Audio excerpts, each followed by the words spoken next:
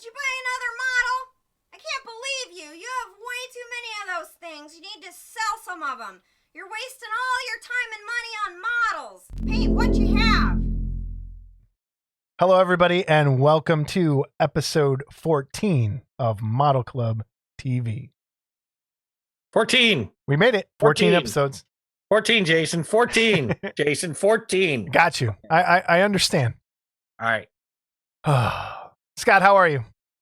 I'm great. I'm great. I'm a little mishap earlier today, but I'm doing okay now. What was the mishap? What's going on? Well, so I was having lunch at work and having some French fries and had an itch and I went to rub my eyes and I got some ketchup in my eye and oh man, now I've got hindsight.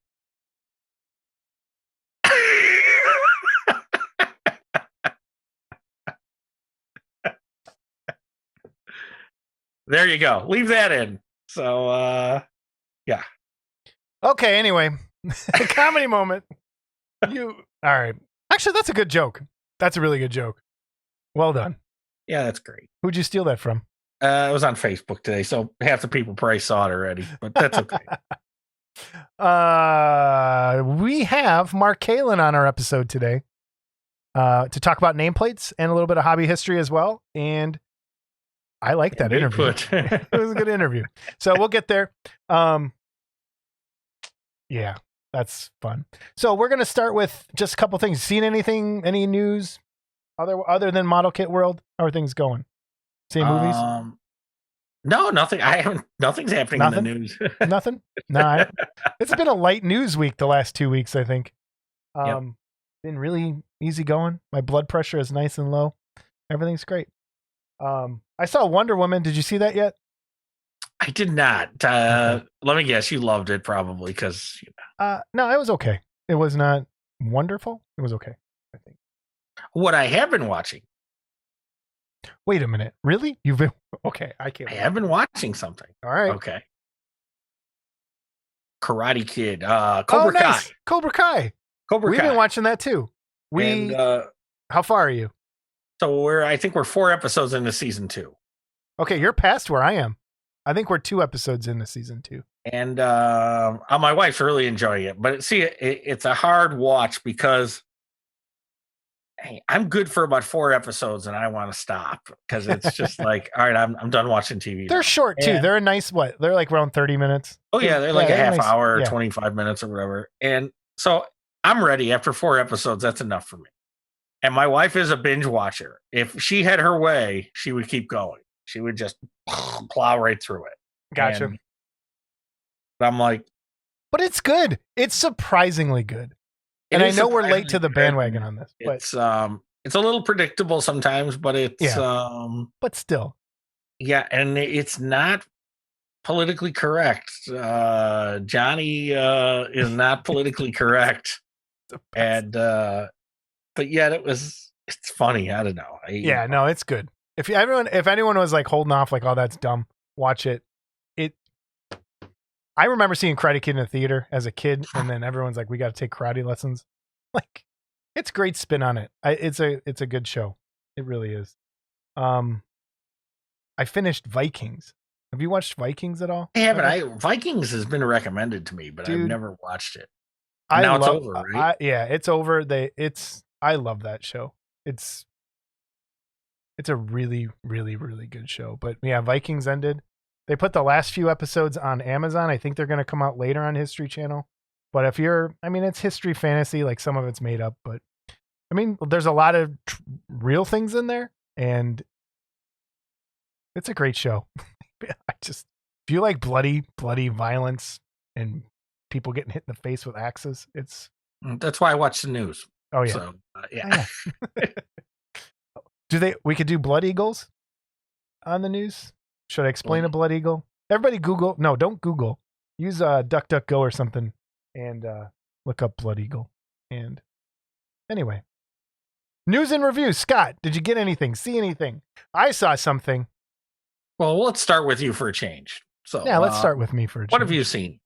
I was surprised. This Monarch Konga kit. Explain this to me. Because this was out of left field to me. What is this? It's a Konga all plastic assembly kit. What is a Konga?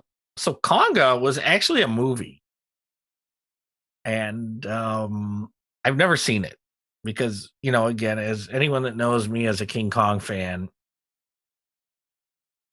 it's 33 Kong and that's it. Anything else isn't really King Kong. Sorry, all you 76ers. Okay, I don't even know. Don't even get me going on that piece of shit.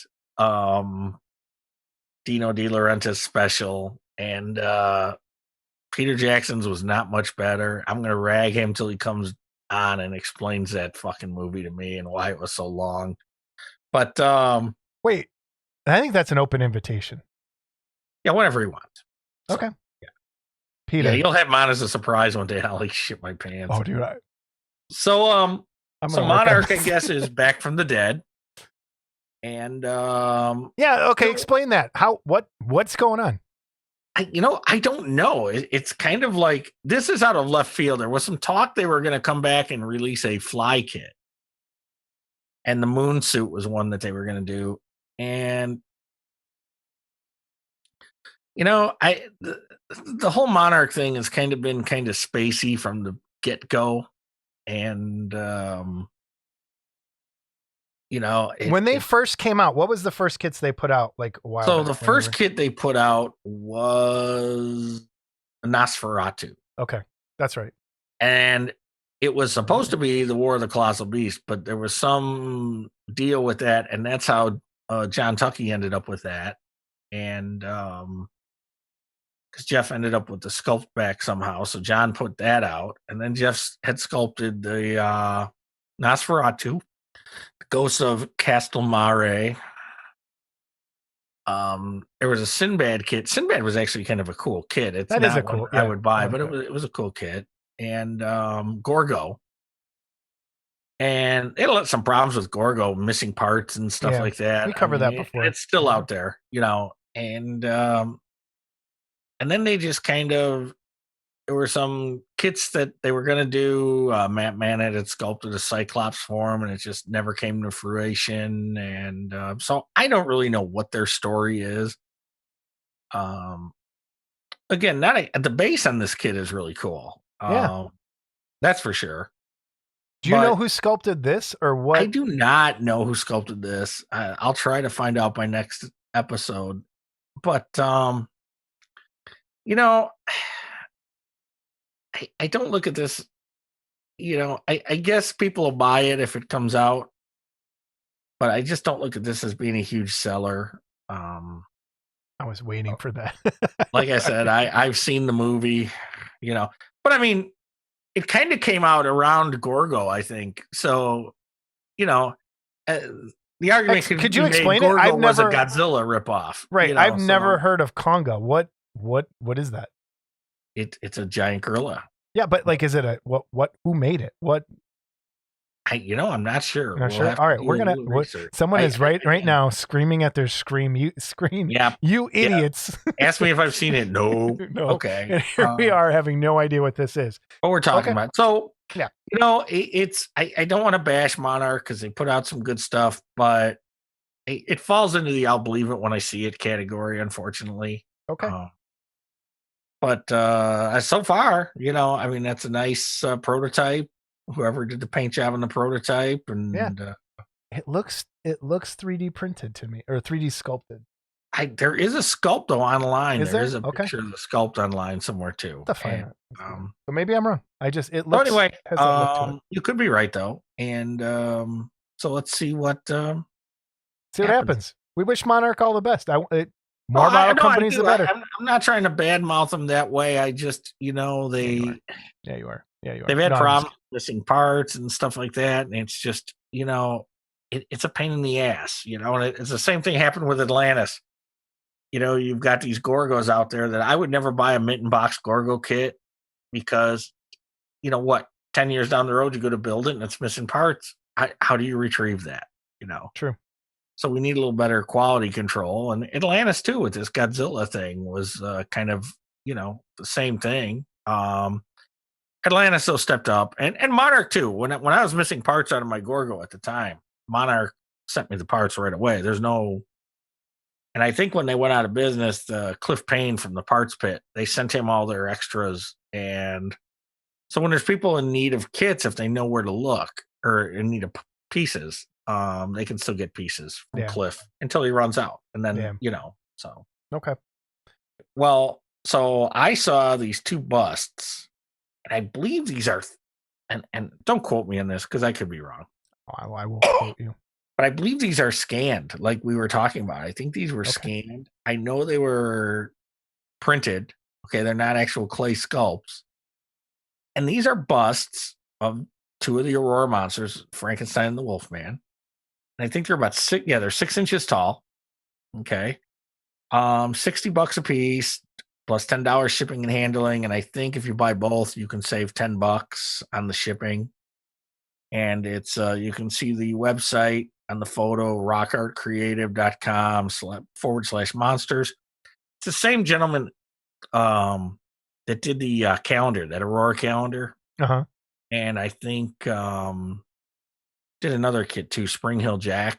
Yeah. And when I first saw these, well, I didn't see the Wolfman. It was a complete surprise. I saw him post some pictures of the Frankenstein, and the jury was kind of out on it, And when I see the picture of this, these 2 painted, I ordered them right away, and they incorporate some of the base from the Aurora kit as well.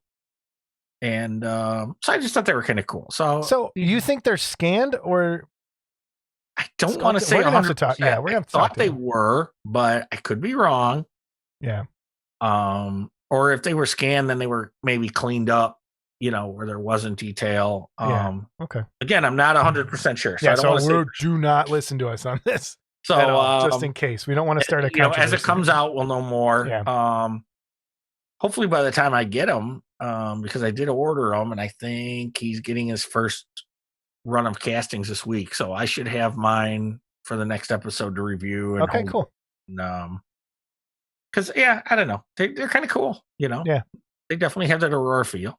So the next kit I got was a tiny terror that I did not have, but I always thought was kind of cool, and it's Earth versus Flying Saucers, maybe. What is it? And so it's a tiny terror, super deformed, but when the head comes off, it's Quisp from the old cereal. Oh, cool! All right. And this was Mike Park's super, tiny terror, super deformed, number 27. And I never bought this one from Mike direct. And it's one of the ones that I said I should get that one just because I thought it was cool because the dome fits over his head, so you can hide this Quisp. Can I tell you a quick story? Sure. Quisp almost killed me.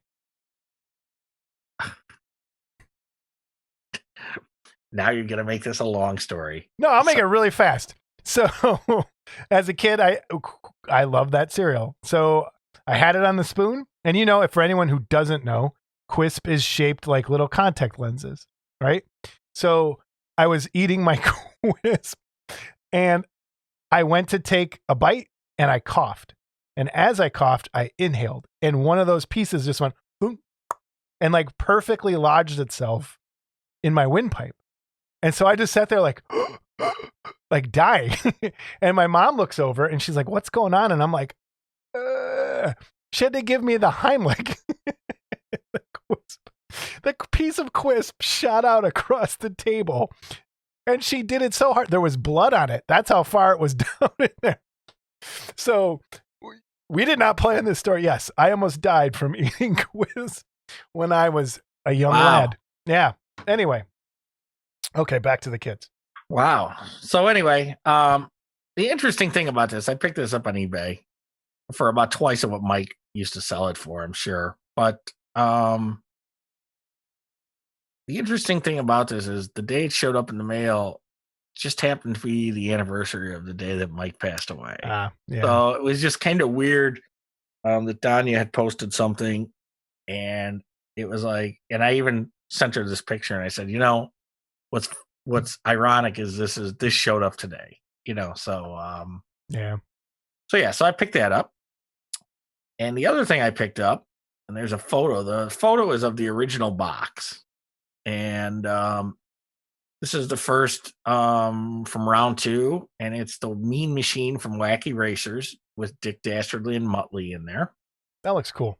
And it is cool. And this is the box. And what's kind of funny about the box is those boxes that it originally came with were really flimsy, and this one's really got some meat to it. Yeah. Okay, we bring it in. Yeah, I know what you mean with the flimsy boxes, like. And same artwork. You got to wonder, how old are those kids now? Okay, they're dead. Because this is probably 1970 originally. Okay, yeah, they're probably not dead. Okay.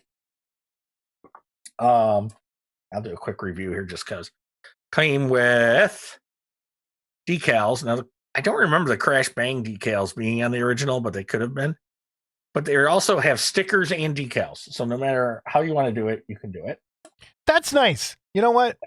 You know why that's nice? For something we're going to talk to, I think, later on with Mark, is for kids, decals. That's pain in the butt. So for stickers, snap this together, put the stickers on and play. Cool. This is the parts pieces, and I don't know if you can tell, but it's like a chromed purple. Yeah. Okay. And this is how the original kit was. It was molded in this color. Okay. And then the other pieces were molded in this nice orange color. Or I'm sorry, yellow, axles. And this is kind of the cool thing. And I got to show this just because it was funny. So when you build this kit, and you had no prior knowledge I was going to do this. So it's got a wheel assembly tool that you, this is how you build the tire. So you put the inner half of the tire in and loop the axle in, and then put the outer half of the tire in the hubcap. Okay. Uh-huh. And then it drops into the bottom of the body here.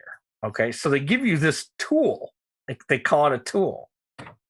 And I had totally forgotten this, but at the end of the instruction sheet, it tells you how you could turn the tool into a wacky whirler with just some string. So I thought that was kind of cool. That is pretty cool. I think I have to buy that kit.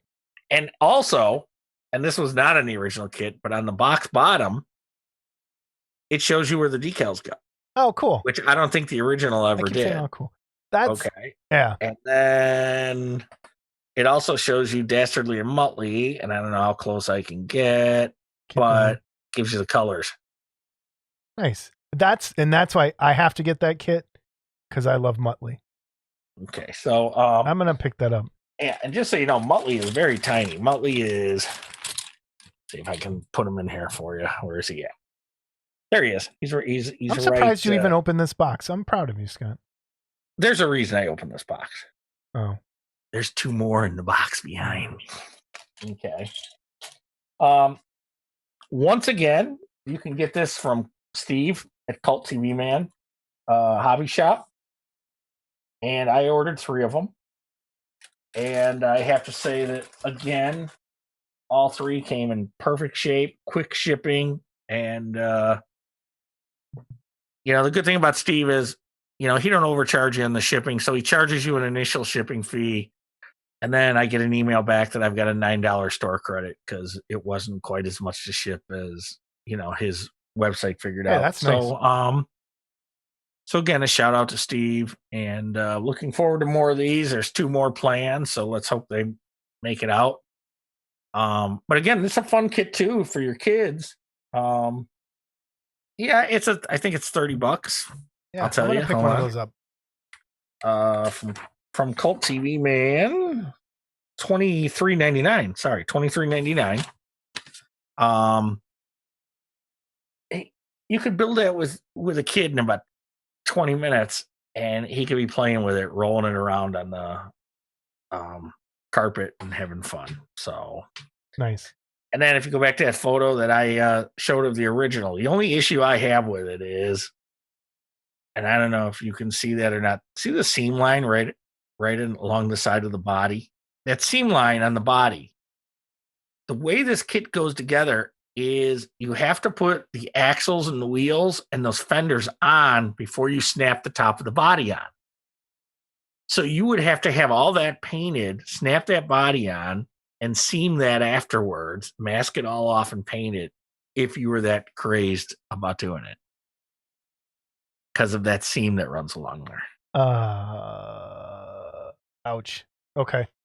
So, yeah. Or you just leave it and say, a lot of people might choose, because of the nostalgia of it, to just leave the metallic purple and not seam that. Yeah. And maybe paint the other stuff. This one in this picture is painted pretty accurate to what it was. So, okay. No, that's a nice kit. Cool. So I'm always a fan of the Wacky Racers. I probably couldn't sit through them now, but I always liked all the cars. And I've got resin kits and all kinds of other stuff. So I got one more thing. Oh no.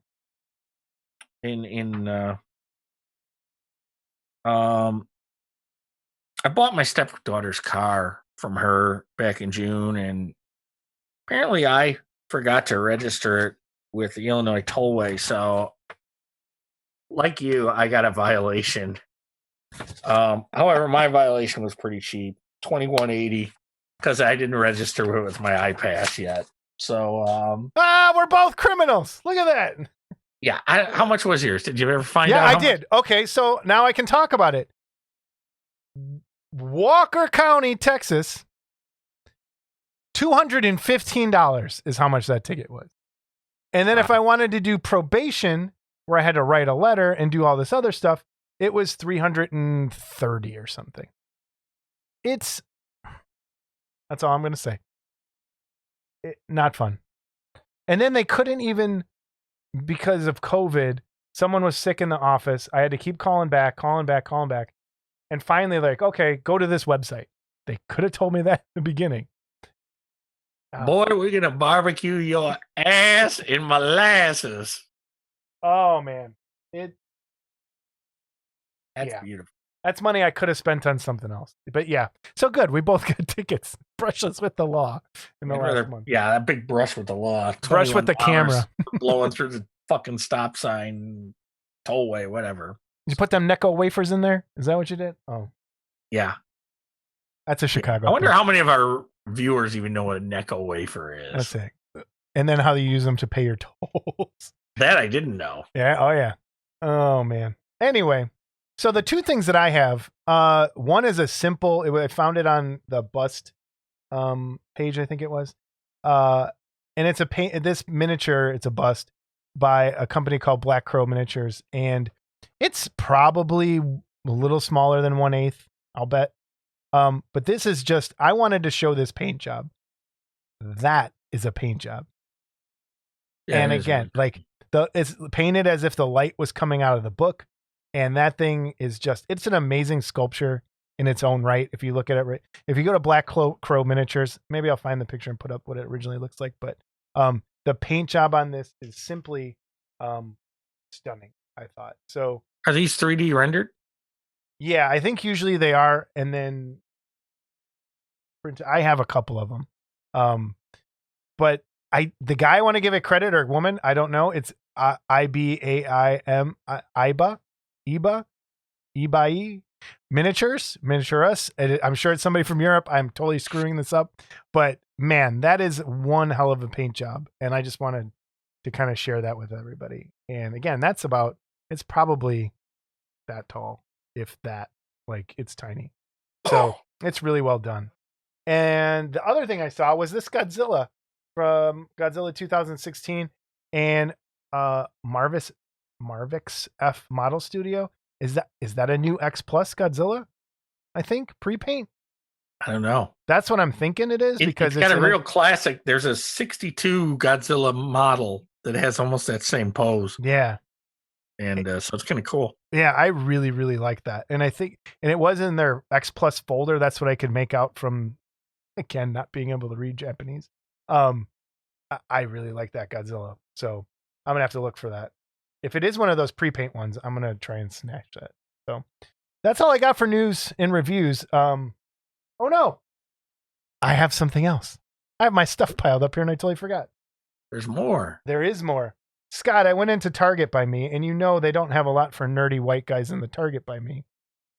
And I was just walking. There's two. For those of you who don't know, there are now 2 toy sections in Target.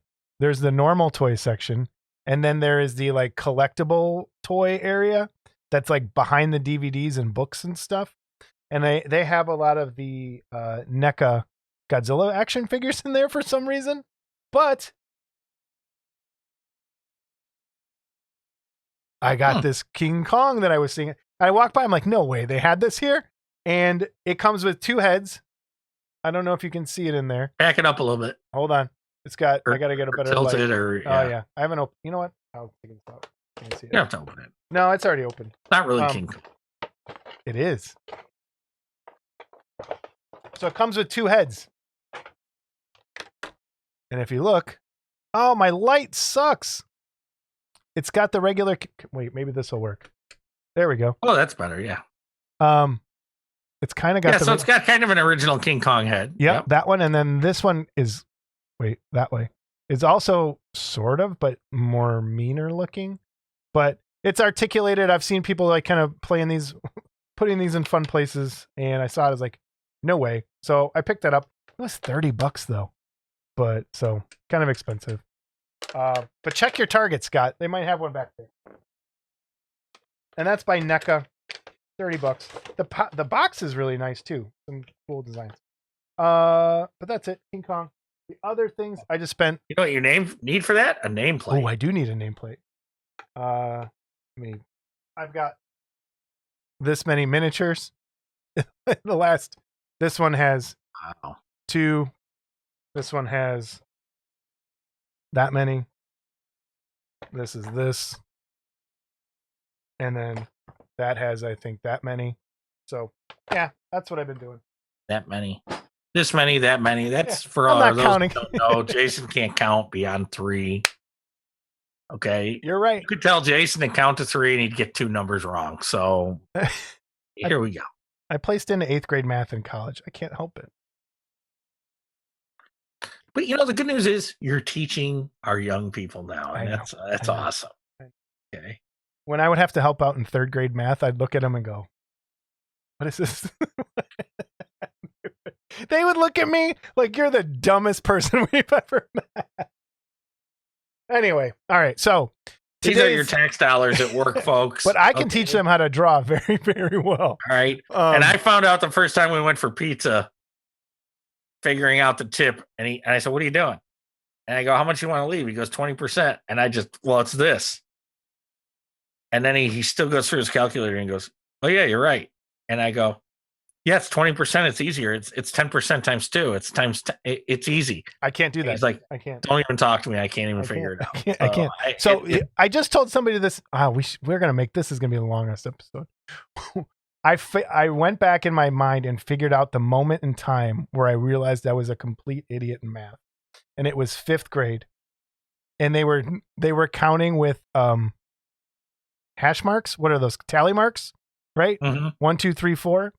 And then you put the line through it. So they're doing that. And I'm like, how are they getting 5? And I looked, and I raised my hand like the biggest idiot on the planet. And I go, and they had like 2 groups say, I go, it's 8. How are you getting 10?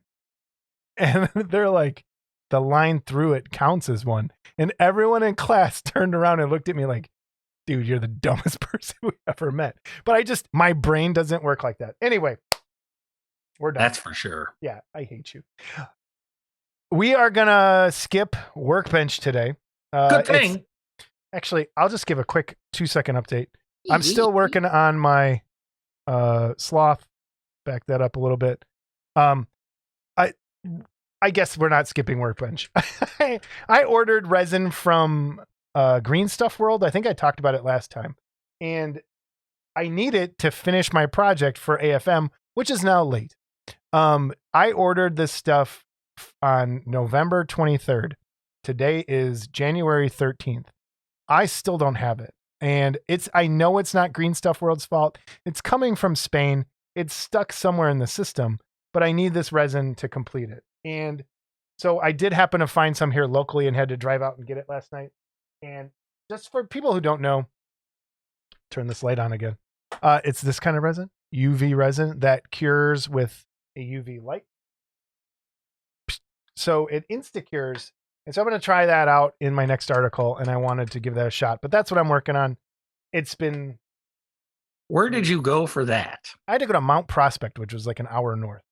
And Where's that hobby? What is a hobby store or what? Well, that's the cool thing. It's Games Plus in Mount Prospect, and it's a game store, but they carry a ton of different brands of paint, and like from Vallejo to Scale 75, Reaper paints, like modeling, like tools. It's basically, and this is what I was telling the guy that worked in there, a lot of the game stores have turned into hobby shops at this point because they carry all the stuff we need. The only thing a lot of them don't have, and they have some, but not, is a lot of airbrush stuff. And you still have to go to other stores for that. But when it comes to your strict modeling, like like sanding film, sanding paper, like anything, they have that stuff in those game shops now. So if you're ever on the road, I did at the register, I had to. Oh, and he was asking me, and I was like, "Thank God you guys have this." He's like, "Why? What'd you need it for?" And I was like, "Well, here's why." So that's what I'm working on. Did you build anything? We'll have to go check that out because we could go on an adventure, a hobby shop adventure. No, you're not coming with me. You got to go on your own. You're gonna get your own segment. Oh yeah, because then you could be on the road with Scott. Yeah. Because Jason's mean. No, I haven't built anything, but I did take this out of the box. That was hard. That's a huge step. Okay? I know. Bought an extra one just because I wanted to take it out of the box right away. So I bought an extra one. Okay. I'm proud of you, man. That's a good first step. So last episode when we said we were going to build 3 kits in a year, is that one you're going to do? Oh, I don't know. Just because of that seam work I just told you about. That's Wait a minute. That's the other thing. So in this little contest of building things, does it count? Like, is it painting too? Or are you just building that snap together kit? Does that count? No. Okay. That doesn't count. All right. Thank you. No. All right, everybody. On today's episode, we have Mark Kaelin of Mental Mischief.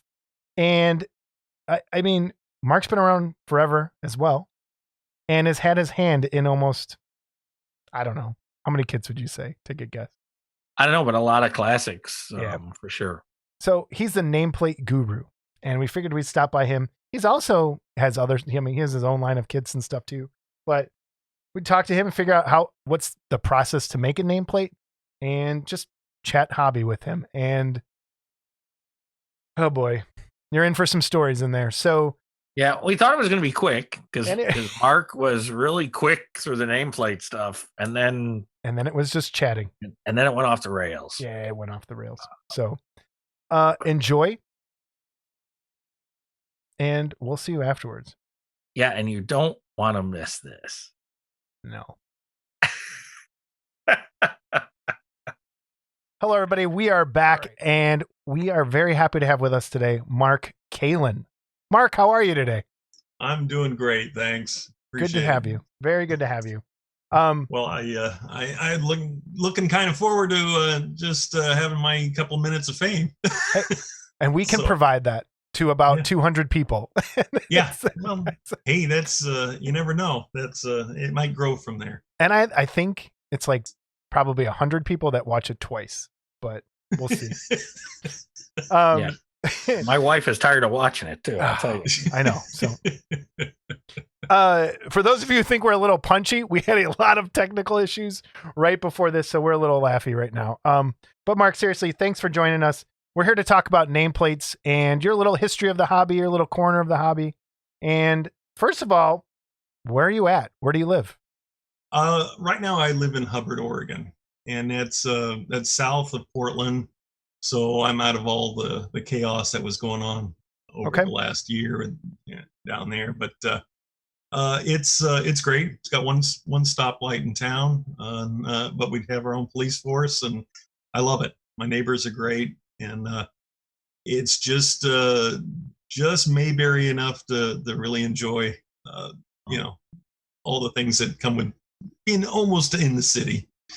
Gotcha. So, I totally love that feeling. How threatened were you by the fires? Were they closer than you wanted them to be? I was about 10 miles away. And Wow. It really worried me because I'd never been in a situation like that. And if the winds had picked up and kept going this way, yeah, I would have left a lot of collectibles in the house and said, bye, see you later. And it would have been me and the 2 cats taking off and going to my daughter's place. But like I said, I think we made it through okay. But it was tense for a couple of weeks. It really was. And it couldn't breathe for a month. It looked really scary. The ash and the smoke was terrible. I have a friend that lives in Northern California, and he kept sending pictures, and it looked terrifying. Yeah, at times. Well, at least we have the possibility of getting rain to put it out. California, I don't know what they do with their water down there anymore. They used to, be fairly abundant, but who knows? They're drinking it. I don't want any. Have you lived there your whole life? You move out there? No, actually, I've been here in Oregon about 32 years. I grew up in Southern California. So, that's actually Orange County. So, Disneyland, Knott's Berry Farm, all that stuff. It was second nature to me. In fact, we used to go all the time to the point it was boring.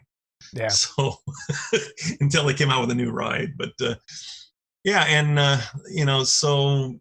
that's where I started my job down there as a letterpress printer, and that's what I do for a living. I've been doing letterpress printing for close to 40 years, and it's enjoyable. It's not the same thing every day, so it makes it fun to go into the shop. I can work on something. I may do the same job within a month, but every day's different. So I can't do something that's repetitive. That's kind of why I like being an art teacher. It's different every day. It's the same stuff, but it's always different. And not so much with online stuff, but when I'm actually teaching at a school, it's fun. And it keeps the mind active, It's true. It does. It really does. My first thing, when you first flipped on your camera, the first thing I noticed in your room is your Biolante box back there. I just got that today. Really? Yes. That's awesome. That. Yeah. So I have the exact same box sitting right over there that no one can see. And it's just the box cover that I cut off because I love that box lid so much. Because I built it. It's upstairs somewhere. But it's sitting right there. No one can see it. And I was like, oh, wow, look at that. We both have the same the box cover. But I'm surprised you saw that. It was, like I said, I just kind of put it out of the way. I haven't had a chance to dig into it, but it was like, I snagged it off eBay for like $200. Really? No. Yes. Yeah, they've gotten cheaper. It's dropped down in price from what it used to be. Really? And of course, that's the next project. I guess I'm going to have to make a nameplate for it. So, you know who made a nameplate for me? It was Larry Brackney. Made a nameplate for that way back when, like 90. I don't even know. But I could always, I'll get you one. I'll let you copy it. Now for me, it's, doing the nameplates is kind of second nature, and of course the internet has helped so much on that as far as finding pictures of posters. I'm a big fan of actually taking the poster art and just, taking the logo right off of there and incorporating it into the kit. And that goes back for me. It goes back well into when I first moved up here. I was still collecting model kits. As a fan of the model kits, I've been since I was 6 or 7. I've been building model kits. So it took a little time out there for a while, but came back to it. And when I moved up here, not only was I collecting Auroras again, but Mr. Mike's models from Ohio. I don't know if Scott remembers. I remember that name. Yes, I do. Yes. He was selling Billikens, and I'd never seen a Billiken kit before. So I went, and got a couple of those. And like, these are great, but they need a base. And so, of course, up here in Portland at the time, they're about 10 years behind everything else. So it was like, they didn't know what resin kits were. They didn't know what vinyl kits were. One guy in town did, and I went over to his place to see what he had, and he had a box of bases that he'd gotten from Jean-Louis Crayon. And it's like, those are awesome. Those are what I'm looking for. Oh, those aren't for sale. Those aren't for sale. I said, well, I'll make my own then, dagnabbit. And went home and started sculpting stuff in the basement. And obviously I didn't know what I was doing, because the first base I made was Alien Desert, which was kind of basic, but I molded it up, poured it out of boat resin, stunk up my entire house. I had to take it. It was in the basement. I had to take it outside. 8 hours later, it finally cured. And somewhere I still have that. And it's like, there's got to be a better way than doing this. And back then, this was like 87, 88. Nobody would tell you anything about doing resin kits. Everybody was, oh, hush, hush, you can't let the secrets out, you know. And so I kept digging. And of course, you didn't have the internet. You didn't have a lot of things. And I eventually found a few people that were willing to share a couple of things, and started making my own bases. And they kept coming out with stuff. Well, Michael Ruffalo from Billiken, USA had contacted me. He says, oh, you do bases. He says, well, they're coming out with the Predator, Billiken Predator. And everybody's all excited about it, but it needs a base. Can you do something? And so we went over a couple of designs, and I said, yeah, I can come up with it, but it's got to have the logo in it. And I'm thinking, how the hell am I going to do the logo? And it's like, I can't sculpt that. And at the time in our print shop, like I said, letterpress printing, you know, we do a lot of scoring and perforating and die cutting and imprinting. And what we were using was these polymer plates, which were cheaper than the old wood-mounted zinc cuts that they used to do. And there was a lot less expense involved in them. And so I got to looking at those, and I thought, you know, instead of making them reverse to print with, why don't we just do a right read so you can read it? So I took that, put it in the base, and sure enough, that's what started it. And I started getting word out. He said, hey, we got these things to do. Randy Bowen was up here at the time, just starting to work for Dark Horse Comics, was sculpting the Frankenstein sitting in the chair. And he says, oh, yeah, do me a Frankenstein plate for that. Sent me the artwork. We went ahead and made a plate. And at the last minute, they yanked it. They decided not to use it. They didn't want to put the name on there. Everybody knows it's a Frankenstein. Okay. So, but I started talking to different people. Mike Evans, at the time when he had Lunar, was just really hot on this. He was hitting me up all the time for plates, and it was a lot of fun. And I started, you know, it's like, okay, started testing these out, started, you know, doing some things on it to find out what you could and couldn't do. And I figured it was safe because we're using them in the print shop. So they'll take ink, they'll take acetone, they'll take alcohol, kerosene. Nothing can destroy these things except they have one Achilles heel. And I'll get to that in a second. But, you know, it was fun. And like I said, the more I got into it, and at the time, like I said, we didn't have the internet, so I couldn't grab a lot of logos. And so I made the guys provide artwork and stuff. And if they couldn't get them, I'm running down to the video store and asking them, can I Xerox this box? You know, can you do? I found one gal that was really willing to work with me. I'd come in once a week. I said, okay, I need this video. This is it. And then Xerox these boxes so I could get the artwork. And then sometimes I ended up cutting it out by hand and stuff. But I was really hardcore about getting this, you know, stuff to look right. And like I said, over the years, I've done a ton of plates for everybody. And it's been exciting because I love the hobby anyway.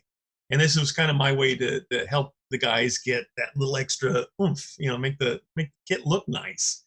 To me, it was like the final touch. And one of the things that I still hold to this day is that if you have a new kit release and you want to do a plate, one of the things they could trust me is I wouldn't say anything about it.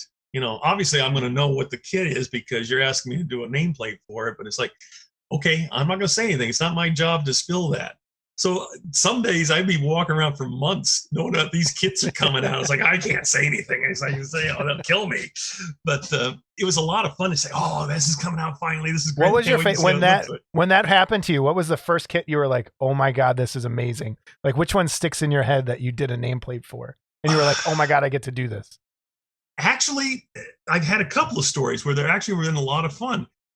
Mike Evans, like I said, was constantly challenging me with some stuff. You know, he had different size plates, but I credit him with me doing the smallest nameplate that we could possibly come up with. And at the time, he was doing a resin kit of the YM3 robot from Lost in Space. On the chest are 8 buttons, and each one of those little buttons had a word on it. Oh no! Now, mind you, this plate was only like an inch by maybe a half inch. It was really small. It was divided into 8 squares. To this day, I don't know how we got the lettering that small. I couldn't do it again if I had to, but we had it. And when I got done with it, it's like, oh my gosh, you can read each and every word that's on that plate. And that was the selling point, I think, for his kid on that. So that kind of stands out. And the other story that stands out a lot is back then I used to talk with Jeff Yeager quite a bit when he still had time to talk to people.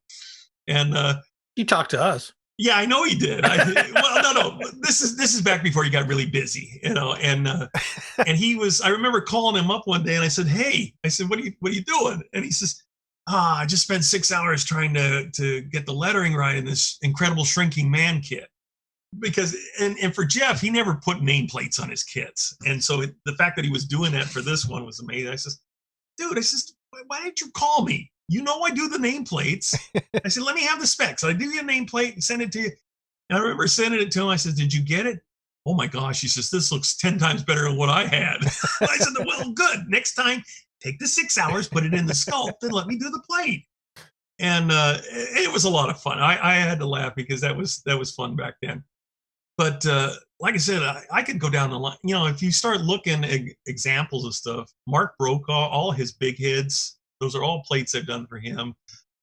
Janus Company, all the stuff on the bottom of all those kits, the area to put the certificate and all the verbiage, that's those plates. John Ulakovich was really good about some of that stuff, and so was Tom Seiler. The Mystery Science Theater kit, they did all the stuff on the side, all the emblems and everything were plates that Tom had me, spec out and do stuff, and they did stuff for that. Oh my gosh, like I said, geometric designs. I mean, I could spend hours listing different people. Scott at Alternative. Everybody's used a plate at some point, and one point or another. Even Scott. I've done stuff for Scott. What's the Scott put out a Achilles heel? What's the Achilles heel? What is the Achilles heel? Well, let me show you the machine. You guys got some pictures there. If you want to put the actual machine, it looks like it's from the movie. What's that? Could be anything. Could be any 1950s movie. I can tell you. Yeah, I know. It looks like a Strickfaden device. You don't even know who Strickfaden is. Okay, Fall back. Everyone go watch that episode. Close to a Strickfaden. No, it's not. It's not a Strickfaden. I hope Matt Lawrence is watching, and I hope he kicks your ass next time he sees you. All right. Back to real. Okay. Well, it's. Do you have the photos? Yeah, I got them up. You won't see them. I got you. Okay. You'll see them later. So the first 2 photos are actually of the machine itself. The top part of the unit has the washing, the plate washing unit, and then down below is where you have the where it's exposed. And I think the next photo I have is of the artwork. I picked the gigantic Frankie because that was something that I still needed to do a nameplate for because I just got done doing all the Auroras. I want to go back to this machine for a minute. Okay. How old is this machine? It is one of the older models. Do they still make those machines, or do they? I mean, they do, but they're really expensive. Yeah, we got this one because one of the companies was closing up, and they sold it to us real cheap. Mm-hmm. And if my company ever folds, I'm taking this machine with me because it's just for nothing more than to do nameplates because it's cool. And the material itself is a soy-based product. It comes originally from China. I think they might be producing it here now in the States. But it comes in big sheets. I trim it down to size with a paper cutter because it's backed with a piece of tin. And like I said, what's fascinating about it is once we have the artwork, then I have to have a negative made, piece of film. And that in itself is kind of hard because some of the print shops that had all kinds of cameras to do this stuff, they're fading out because you don't have any 4-color print shops anymore. Everything is being replaced by 4-color digital, or just digital printing. And so there's one place out in Scappoose, close to St. Helens out there, that the guy still does me nags. But when I get the nag back, then I take the nag and I put it down on a piece of that material. And that material is light sensitive. And this is where the picture that shows it in the tray, there's a tray on the bottom that slides out, and I actually put it underneath a piece of glean and turn on the suction, and it sucks the nag and the material down to the bed there. Holds it real tight so it doesn't move. Stick it in there, and I expose it to ultraviolet light for about 3.5 minutes. Then when it comes out, it's supposed to go in the washer, and it washes out with warm water. And that's the Achilles heel on this thing. It can take anything but if you soak it or expose it to excessive amount of water after it's been cured, it will eventually dissolve. Sean McLaughlin there did Death Incorporated. I remember him calling me one day. He says, "Oh, you're gonna have to redo these plates." I said, "What did you do?" He says, "Oh, mailman left them outside the door. It's raining like crazy. They were sitting in a puddle of water." I says, "I got nothing here." He says, "It's a bunch of goop." Oh no. I said, "Okay, dude, no problem. I'll replace them for you." But yeah, so, and of course, what makes it really bad is that the heating unit on that machine, you asked how old it is. Well, it's burnt out. And used to be, I just take a bucket of water and dump it in there and then let it scrub it for 5 minutes to wash away all the stuff that, wasn't exposed. Well, I can't even do that because there's no hot water at our shop. So I end up taking these things home in a solid black bag and washing them out in the sink. There's a shot there, my bathroom sink where I'm washing these out. So each one gets washed out individually with a toothbrush. So they're all getting their tender, loving care from me. But then after they get washed out and dried, then I trim them down. They get put back in there for a post-exposure on it, but then we trim the edges if they got a border on them. Model Club disclaimer: don't use your regular toothbrush to ever wash one of these off. No, it's no, I don't. I have several, and in that one, I don't brush my teeth in that bathroom. So you can sure. Once these are, once you've washed them, yes, still cut them with a paper cutter. So until they're post-exposed and hardened up, still you can still scuff them up, you can still scratch them. Right. They're still a little bit soft. Gotcha. So they need to be so they're still soft at this point. Okay. Yeah. But it's amazing, and like I tell everybody, if you depending on what you want, everything, and not to sound whatever, everything that is black type will be raised, and everything white is what's recessed, washed away, and because I've done just the opposite of that. I could do where the lettering on that was recessed and the whole surface was solid. It doesn't work as well with fine type like that because it tends to not be as well etched, but we've come up with some great things. I think there's one there with some artwork that's shown. The Walking Dead ducks was on one of those. That was the one with the gruesomes. You were asking me about that. And it was those were probably. And again, these don't have to be done for mass production. They can be done for just one-offs that you have. And I try not to again, a 2x3 inch plate is like $20. So it's not, you're not trying to gouge anybody. It's like I want everybody to be able to have some fun with them. Obviously, they go, the bigger they get. I just got done doing one for Brokaw today, and I can talk about that because we know that they're reissuing the Jerry Dandridge and the Roddy McDowell Fright Night. Right. And there's a big plate coming on that one with the Fright Night logo. So that'll be kind of good because they're redoing the base just a little bit. So I remember getting mine from you. Mm-hmm. There were directions. So yes. So once someone gets a plate, I'm going to show mine because I still have it. Okay. Okay. And Mark, I haven't mounted it yet. No. So I want to show you. I got a little warpage. What do I do with that? Do I? You can. You know what? If you want to straighten it out, you can bend it just a little bit, but make sure it's not cold. Make sure it's warm. Okay. I ran into this problem with John Apgar. He had one that was curled and he went to bend it and it was cold because it was wintertime and it did crack it. And so, but honestly, if you take one, let me grab one here. These were curled And once you get a solid background on them, like it's just a heavy piece of chipboard, glue it down, it still will be okay. And then if you go to mold it up, put a tack underneath each side to hold it flat to the whatever surface it is. Okay. This one says nothing says loving like a little oven shoving. This is something I'm doing for a dirty. You got that, Jason? Nothing says that. loving like a little oven shoving. I got it. Yes. I got it. So, let me ask you this though. So you say you want to make sure they're warm. You want them like put them under a light bulb a little bit to soften them up? Or? Just make sure the room temperature. Room temperature. Okay. But for any of the guys that if they want to incorporate them into a base that they're doing, say like super sculpey, and they have to bake it, these things will take the oven 300 degrees. I've had them in there at 300 degrees, which is more than you need to put a sculpey on. Yeah, and it doesn't do anything to them. It's fine. So like I said, with the exception of soaking them in water, they'll actually last. Unless you mar it up, like I warn on there, don't get any super glue on the surface because you can't get that off of there. Right. But you glue the tin. That's how you glue the back, though. You do super glue it to the tin. Right. Okay. And like I said, that's the way I do most of the plates I've got. I find some. Love this. It looks cool. It took me a long time. This was a tough one. It looks him really and I went round and round with this one a little bit.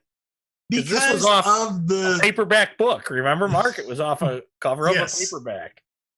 And what makes it difficult is that most of the images have to be black and white.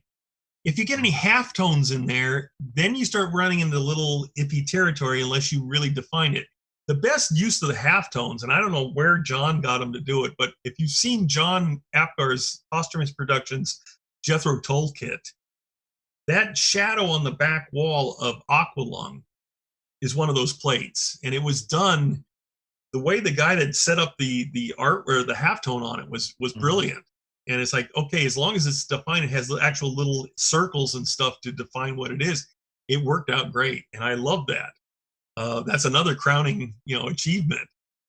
As far as the most popular, everybody has seen the work that I've done. The best one I can say is that everybody has seen it.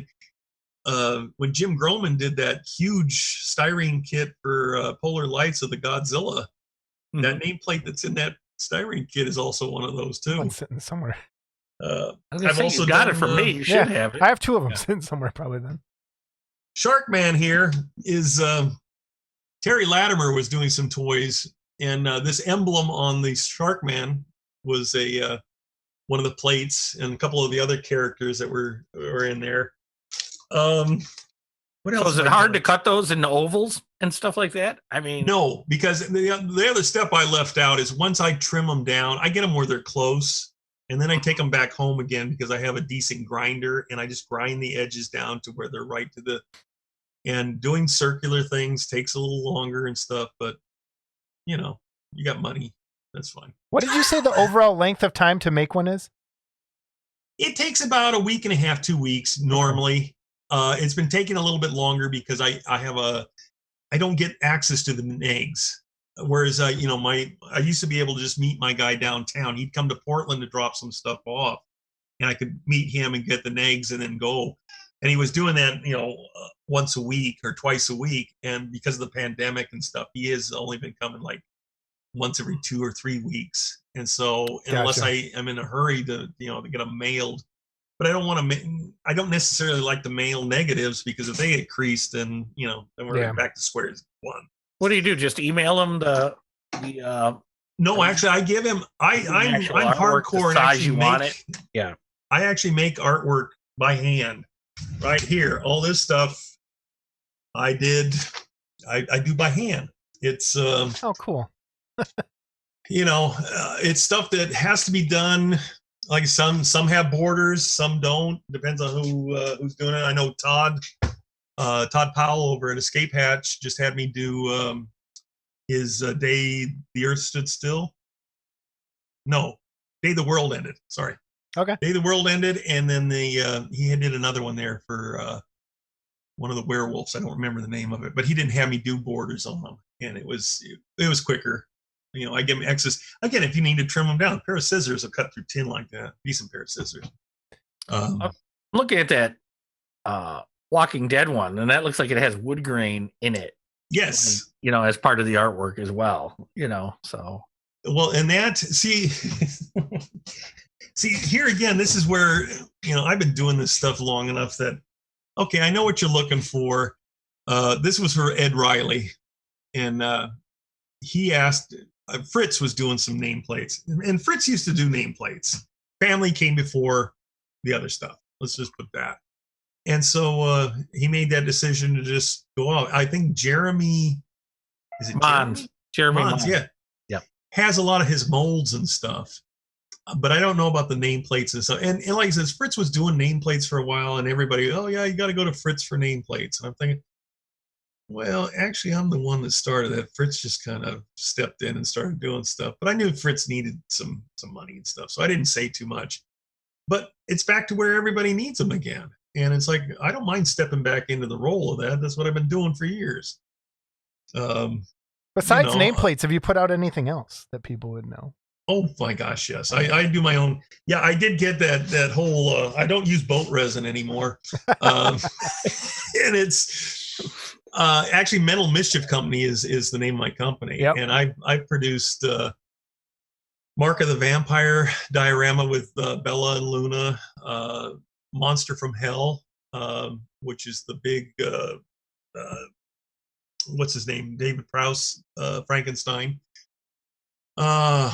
What else? I've got some of Terry Reynolds, older. I've got his Flash Gordon and his 43 Batman and Robin. A bunch of stuff over the years, off and on, here and there, in and out of stuff. I have a Creature of the Black Lagoon mouse pad, which took some experimenting to do because I think I remember surface. That. Yeah, I remember that. I think, yeah. And it was funny because I took the mouse pad and I made it all nice and shiny and everything, and then I realized a wireless mouse will not recognize that. You need to have a broken surface. Yep.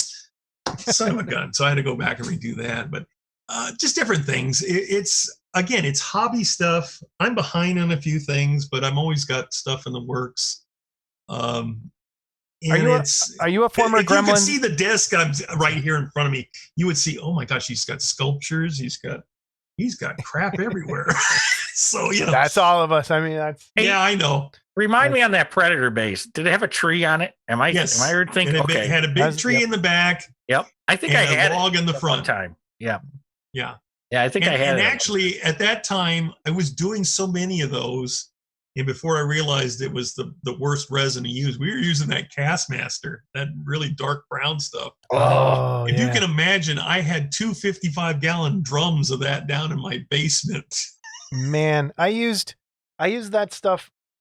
It was the Mugwump from Naked Lunch. Yeah. And it was, oh man, it was Lantex, but it came in that brown resin, and I ended up with a copy, and I repositioned it. It's on my web. I don't know, but I cut and sawed the hell out of that thing, and that stuff smelled so bad. Yes. So bad.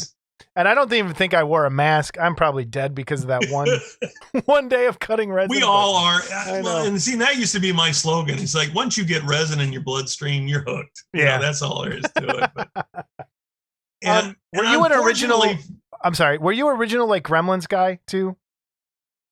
Were you back on the Gremlins list? When did you first like? Well, I go, oh my God, this is here. The thing was, I used to be from the ground up, and then from there, I went.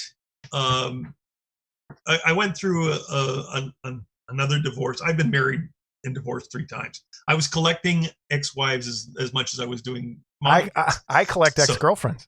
Yeah. Oh, okay. We'll see. And when I can't sleep, I count Mark's wives and get to sleep. Yeah. Jason's girlfriends, and then I'm out. Yep. I would start on his wives and then go to my ex-girlfriend. Well, I always laugh because I always say, if there's ever a Bigfoot sighting out here, I always check to see if one of them's out on vacation, because you never know. And you can leave that in because they don't know which one I'm talking about.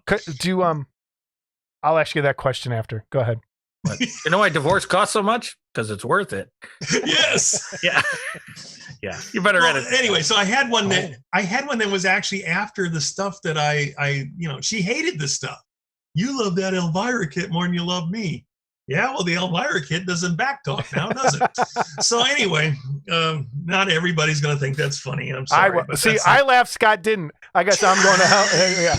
Because Scott's wife's in the next room, and there you go. He's already got one bad eye. So, but so at that point, I stopped doing a lot of stuff. I had given a lot of my bases and stuff to Steve at Cellarcast, and who, again, Steve's wonderful, hell of a sculptor. I've helped him out over the years too. And then when we got started again, I actually got hooked up with Mark Brokaw. The two of us, because we all live close together. Yeah. And then, of course, now within the last couple of years, we've had these model groups. There's a lot of guys here in the Portland area, Lambert and Brokaw and all kinds of guys. Kurt, Kurt and Phil, and you know, Phil McCracken. Yeah.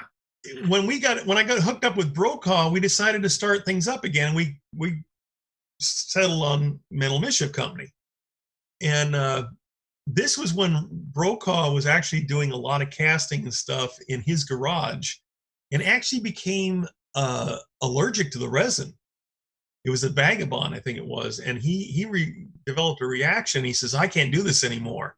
And at the time we were doing, I forgot, we had a couple of kits. Oh, the Man Bat was the Batman Man Bat. And so I said, well, I guess I'll take it back over. I'll find a way to start doing it because I was still living in an apartment. And think about that. I had a storage shed off of my balcony. And I'm sure the neighbors must have thought I was doing meth because I'd come out the sliding glass door, put a respirator on and step into this little closet area and come out with a piece of resin and go back in the house. So it's like, what the hell is he doing in there? But, you know, but I had it all set up, little shelves. I could pour the resin. I filled orders. It was, you know, you did what you had to do. So now I've got a garage that just looks like a bomb went off in it, but it's still, you know, it functions properly. And that's what all resin.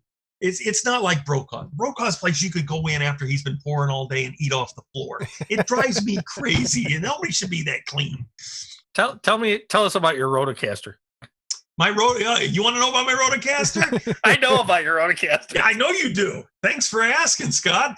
It's courtesy of Harbor Freights. You know, if you take the bowl off the top of one of those little mini cement mixers and just take the handle so you can turn it all the way around while it's going this way, it works great. You know, and it beats throwing it up in the air like some of these people do. Oh yeah, I've seen some of these guys, man. They just, and it's like, oh my god. Wow. And I suppose I could motorize this if I had the time, but I'm lazy, so you know. I love when he told me he was rotocasting with a cement mixer. That was years ago. I started laughing, and it works. Hey. It's still working just fine. In fact, all my neighbors around here, they's like, oh look. Mark's got a casting day, isn't he? Oh, but he's got the garage up and the cement mixer out. So this is great. And I've been here 5 years, so I really haven't set up a shop. I've got a mini thing going in the basement, but I haven't done anything major since I've been here. And Jason was to my old house, and half my garage was taken up, you know, with the Rotocaster and stuff. And I would go out there on summer nights, you know, before Wonderfest and stuff, and I'd have the garage open till, you know, 1, 2 in the morning. Sure. And like you said, people would stop and they'd walk up and they'd go, "What are you doing?" And I had cops stop. And you're like, "Get off my property now. I'll get you." Because they saw the Rotocaster and they're like, "What is that?" And I used to tell everyone it was a flux capacitor.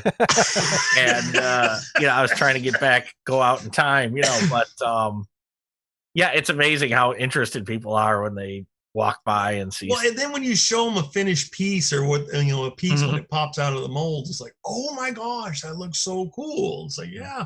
There is magic to that. When you first see that happen, when you first see resin like cure, there is something really cool about it. How it just goes and turns all white, it gets cloudy. It's so cool. What's even worse though is when it goes foomp and then you pull it out and there was one spot that didn't foomp. It's like, oh. All right, the question I was going to ask you. Yes. Do you believe in Bigfoot? Yes, I watch enough True TV. No, it's not True TV. Travel Channel. Yeah. Right. Yeah. Okay. Scott, don't look. No, don't ignore him. Actually, living out there, have you ever seen or heard or anything? Oh, for Christ's sake! You shut up because Discovery Channel.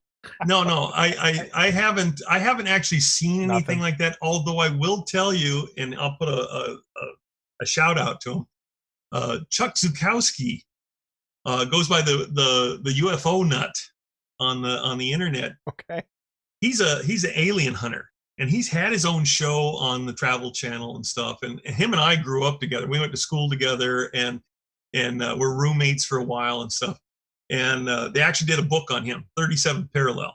And he talks because he's down in Colorado, and he was a volunteer sheriff down there investigating all the cattle mutilations and stuff. Yeah. And he says, they used to call on him and have him come out there on the weekends when he was off duty and check these things. He says, some of the things are just fascinating. He says, there's no way in hell that this could all be happening. And as it came out, they fired him. I guess if you want to say you can fired from a volunteer position because they were saying that he was going out there representing the sheriff's department. He says, I never did that.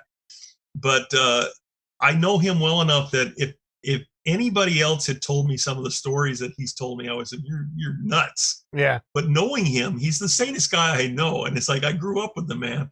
So, and he's told me, he says, there's been a couple of things he's investigating. He says, I've had calls from CIA and stuff tell me to back off. And it's like, wow, that's really, so yeah, whether or not there's that type of stuff out there, Bigfoot, right. Yetis, whatever you want to call it. Sure, thanks, Mark. Not? You just fed into this maniac's for the next 5 years. We're going squatching, Scott. Me and you, Scott, we're going to go squatching. We'll live stream it in your backyard. Do I get to ask Mark a question? Yes, go. Sure. Do you think the Beatles are overrated, Mark? The Beatles? Yeah, because my co-host made a statement that the Beatles were overrated. Okay. Well, they weren't overrated until they came back as Klaatu. So, there you go. There you go. There you go. I don't know what to tell you. Yeah. You're all out. I'm sure you know that, Jason, with the Klaatu story. Yeah. So if thinking back, like, I'm going to do like a couple of little questions in here. Favorite model kit you've ever built that you still have? Like, oh, wow. Or like your, not even favorite model kit. Like when you think of the world of garage kits, you've been around as long as us. And when you think like, this was my favorite company, these were some of my favorite kits. I mean, a top 5 or a top 3, something that you're like this. When I think back, when I think of garage kits, this is what I think of. Because you've helped make some of all of those with your work, with your nameplates. You're in there right there. I like to think I have. And I have to say, in doing the stuff that I do too, it has helped me to be a much better mold maker too, because there are some things that I've molded up that just weren't meant to be molded.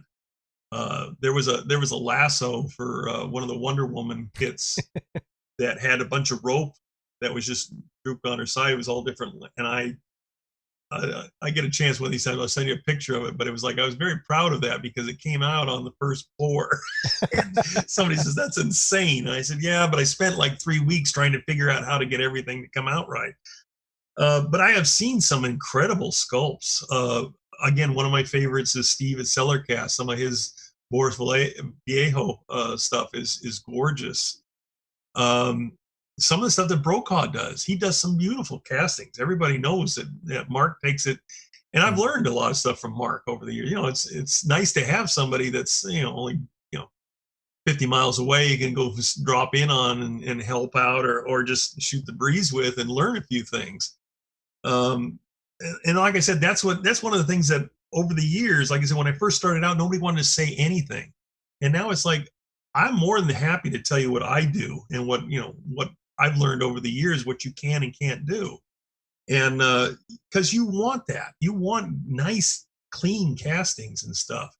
And I guess that's the thing. If the cleaner the casting, the nicer the casting, I hats off to them. I've seen some incredible sculpts. I actually have one or two things I've seen have come actually from overseas. And, they've taken a step further and actually do fancy packaging and everything else, The stuff that Mark Worthling is doing, the Pestilence Lab there, that stuff, even though he's having some of it done over there, He's doing some of it now because he had to, but that's again nice stuff. As far as having a favorite, I think I run into the fact that I have too many likes. I like superheroes. I like monsters. I like science fiction stuff. I like cartoon characters. There's still a lot of things I think should be done that haven't been done. And, I'm going to be that guy that says, oh, let's not do another Frankenstein kit. Let's do something different, please, anything original. I was doing original stuff way back when, and everybody looks like, "What the hell are you doing? Why don't you do a mummy or something?" It's like, and now it's like, oh, I guess I'm just way ahead of the time. But it was just testing the waters, and but I have seen some just beautiful stuff. Nothing really comes to mind because I like it all. Gotcha. I guess that's the thing, and I'm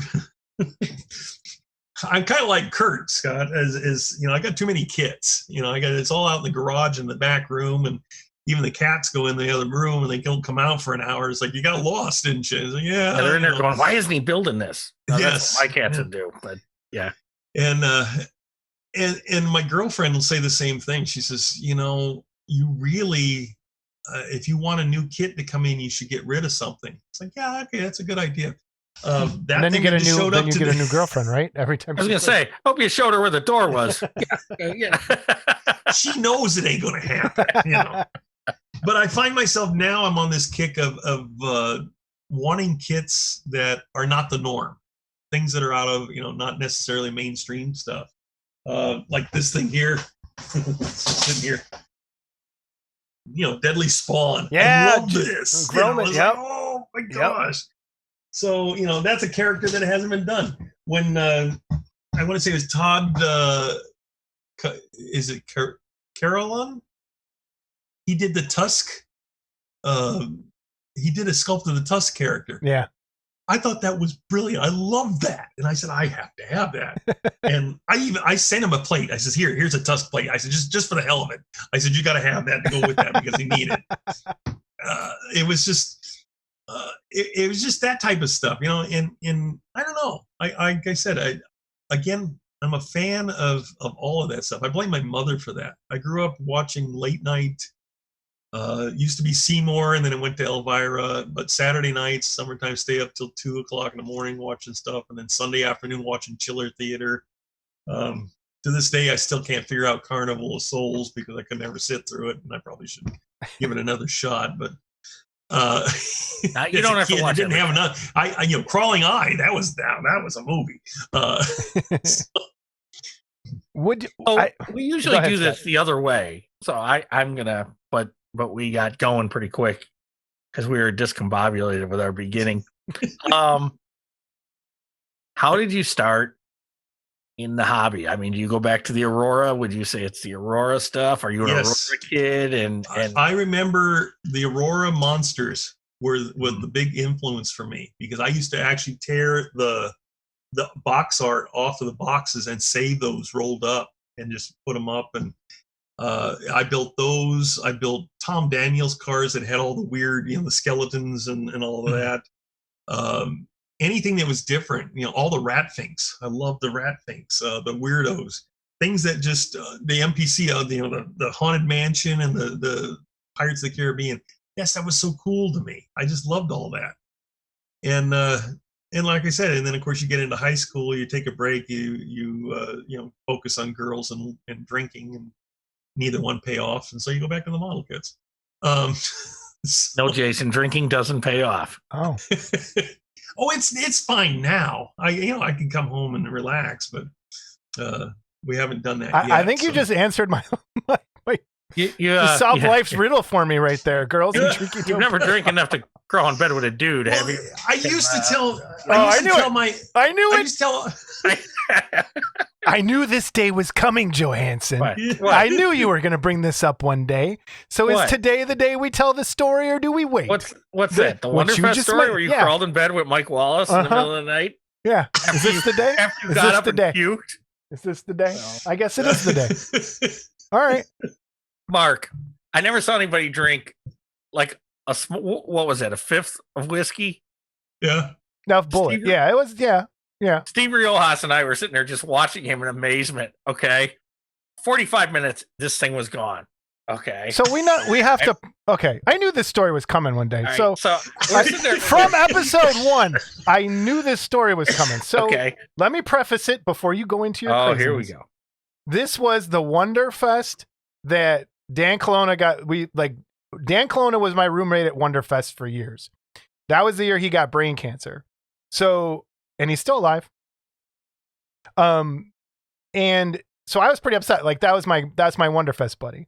So when I got there, I went and got some liquor, started hanging out with those guys, and I have a bit of social anxiety. So once I have a drink in my hand, the drink doesn't stop. Go ahead, Scott. So Riojas and I are staring at him, looking at each other like, what the fuck? Okay. I never saw anybody drink a bottle of whiskey this fast. And I drink it And we straight. had one of those I'm not like. So we had one of the suites at Wonderfest, and Kurt was there that year. Yeah. So Kurt and I were in the one room, and Steve and Mike Wallace were in the other room, and then Jason and Moses, I think, were. I was he was on a pull out, and we were both on pull out beds or something. Yeah, there were 2 pull out beds in the center. Yep. In the center section, because it was a suite.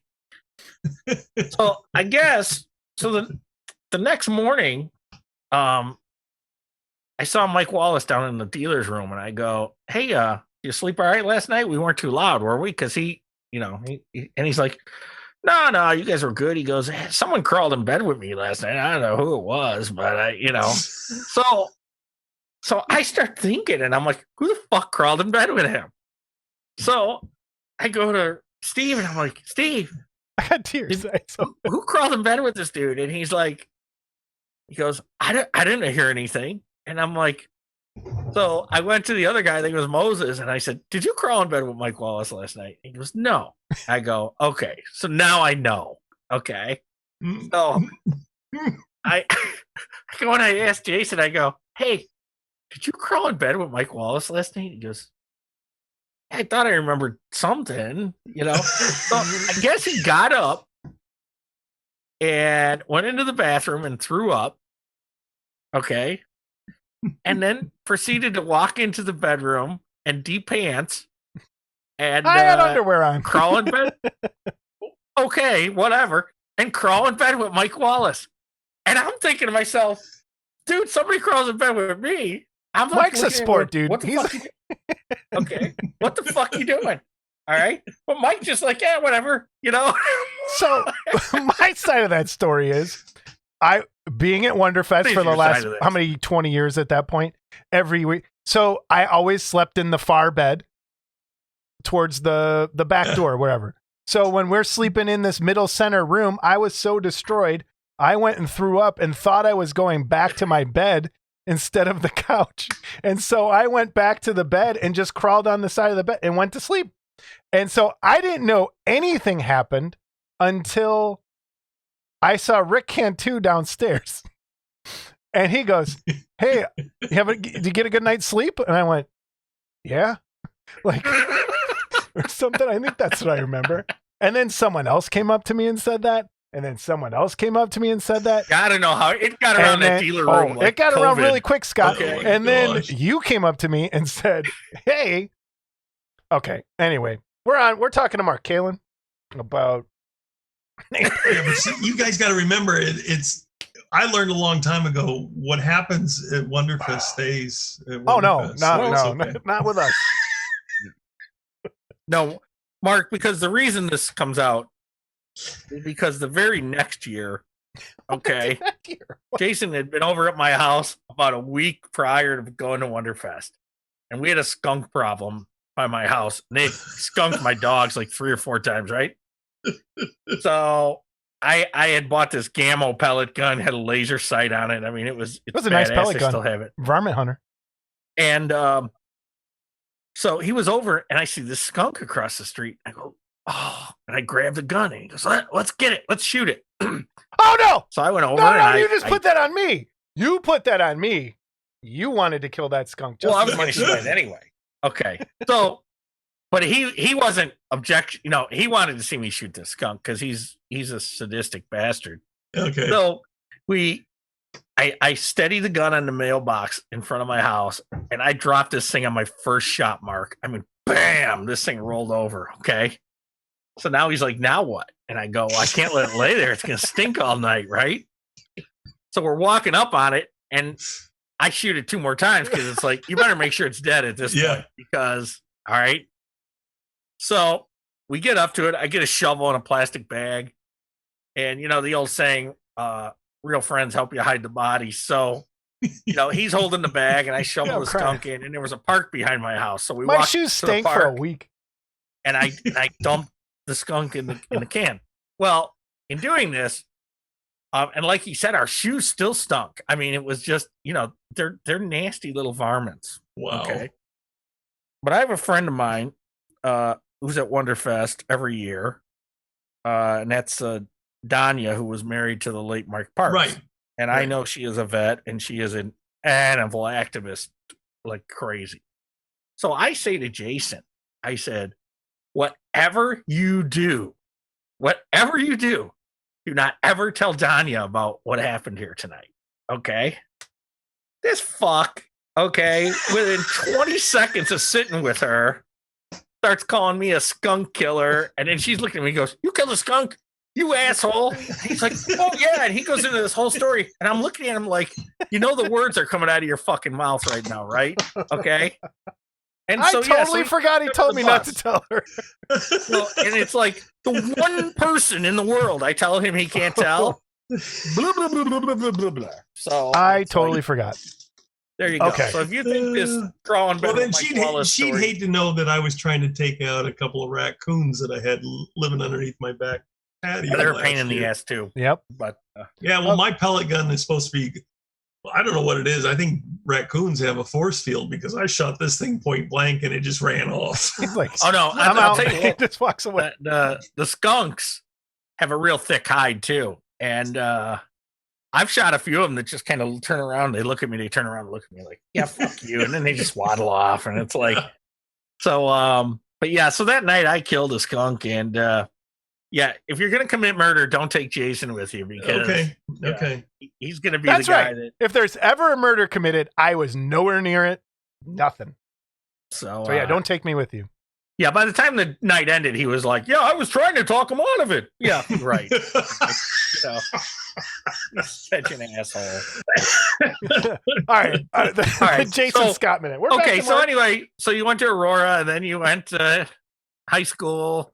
So about when did you get back into it? When you discovered garage kits as well? Like, so when I got into it, of course, and I've told the story a zillion times, I kind of wanted to get back and find some of the old Aurora kits and build them again. And then from there, I found garage kits as well. I mean, and that's pretty much what happened. Was I was, again, being in Southern California, we had a ton of hobby stores. Mm-hmm. And you start looking around, and you say, "Oh, geez, there's certainly they had some of them had like comic scenes still sitting on the shelf." It's like, wow, okay, I'm gonna grab some of those, and you don't think to grab a couple of them, you just grab one. Oh, I need this one. Mm-hmm. And again, being down there in Southern California was the first time I got the John F. Green newsletter. I still have it. It's letter number 11. Oh, and so I still got you beat. So far, I haven't found anyone that. My first one was number 6. Really? Oh, but see, I live not that far from him, so that's what I was going to ask you if you ever met the man himself. And oh yeah, I just up and said I'm not going to call him. I'm going to drop in on him. And I went over there and dropped in on his son. I said, I got your newsletter. I want to get something. And he says, come on in. And I went into his room, and he had boxes and boxes of Aurora all around this room, and it's like, oh my gosh. And then later on, I found out that he moved out and he bought his own house. And I know it was funded by all those Auroras that he was selling, all those rare kits. Wow. And because I think it was, I can't even think, it was list 55 or something. I don't know. Hey, I was still getting his lists when I moved up here. Yep. And what a pain in the ass it was. Like, you had to write him for the price. Remember, you have to write him for the price. And then I think it was $1 if you wanted him to send you a photocopy of the box. So I'd have to write him, is this kit still available? Yeah. And then you could send him a deposit. He had a layaway. So you could send a deposit. He'd Then he'd write you back, okay, kit's on hold. Okay. And it was all money order. You know, it wasn't PayPal or anything like that. But yeah, John Green was the guy, man, for the Aurora stuff. They used to have once a year they'd have this show at Knott's Berry Farm, the hotel that was right next to Knott's Berry Farm, and he would always go to that. And it was so funny because everybody had military, cars and planes and boats and everything. And then there's John with his one table and stuff. It's like, that's where everybody hung out. It's like, oh, look at all the cool stuff he's got. And people used junk too. People used to complain, oh, well, he's priced too high. And, yeah, I paid a lot of money for some of the Aurora kits, but I got a mint original Hulk sealed. And I opened it like a dummy, but it was sealed. And I remember I paid $29 for it. Okay. So back then the deals were there. He had, at one point, a case of the Captain Kids and the Robins in long box, both of those, $10 a piece. And to this day, I kick myself for getting rid of the Captain Kid because I need that now that the Blackbeard's out. I can't see him. I can't find them for under $150. Wow. And when I do, they've already been bought by somebody else. So it's like, dang it. And of course, I don't know if they're going to reissue that one or not. I really want them to. So where'd you discover Garage Kits? Was it the Brugman magazine? Yes. Oh, yes. Bill Brugman, Gordy Dutt. Those two there, and in fact, Gordy was a character. I love Gordy. He's still out there. I haven't talked to Gordy in forever, but the one that used to instigate a lot of stuff was Sean McLaughlin. He was from Death Incorporated. Sean was a character also. He used to bust my hump all the time. And there is an issue of Kit Builders. I don't remember what issue it is, but he had a parody in the back. Yeah, I remember that one. The guy sitting on the toilet. Yeah, was multitasking.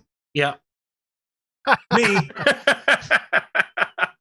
It was, and he talked my ex-wife out of it. She came in and says, "I can't believe you're sitting there cutting it." It was the Billiken cape. I was cutting it out. I had nothing better to do, so I was cutting that out while sitting there. She came in and took a picture of it, and then he got a hold of her and said, "Oh, give me that photo." He turns around and gives it to Gordy, and of course, next thing I know, I'm plastered all over the magazine. Jason, I'll find mine, and I might have it upstairs. I signed a couple of them. I signed a couple of those at Chiller. I don't know who told them about it. It was like, yeah, I'll find it, and you can put the picture up here because. Great, thanks. Yeah, Mark, well, it's your fault. You brought it up. Yeah, I know. Hey, we all got stories this episode. How about that? That's right. Yeah, I kill skunks, but I don't crawl in bed with friends. Hey, I'm not ashamed of it, my friend. Not that there's nothing wrong with it. Okay, nothing wrong with it. This is because you guys live in the central time zone, I think is why. Yeah. You come out here to the West Coast, and I'll tell you, there's whole different. Well, you got Bigfoot out here, so that's right. That's right. You got different things. All right. I think we have officially on the flat Earth too. He's probably walking on the flat Earth. Well, I don't know about that. All right, we've officially gone off the rails. Yes, I think so. Yeah. Is there anything else? Future of the hobby. Where do you think? We talked about that last episode. It's interesting. Weak. What do you think? I think. Honestly, it's odd because I don't see, unless your kids are really into this stuff, I don't see our kids doing it. I see more of our grandkids getting into it because my granddaughter is fascinated by this stuff. My daughter, she grew up with me doing all this stuff. So it's like, oh, geez, Dad, maybe you could teach me to do some of that molding and casting so I can make some jewelry.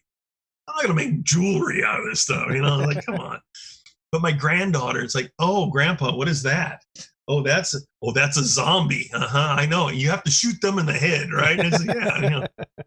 So I see there's kids in there. We just got to kind of, and I think again with the pandemic, I think it was you got a chance to connect with the families again.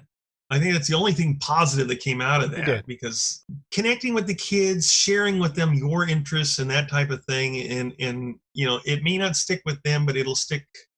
Enough of it will that maybe even the younger kids, especially since they got nothing to do, then they got no interaction. That's why I say my granddaughter, she's 6, and she just loves this stuff.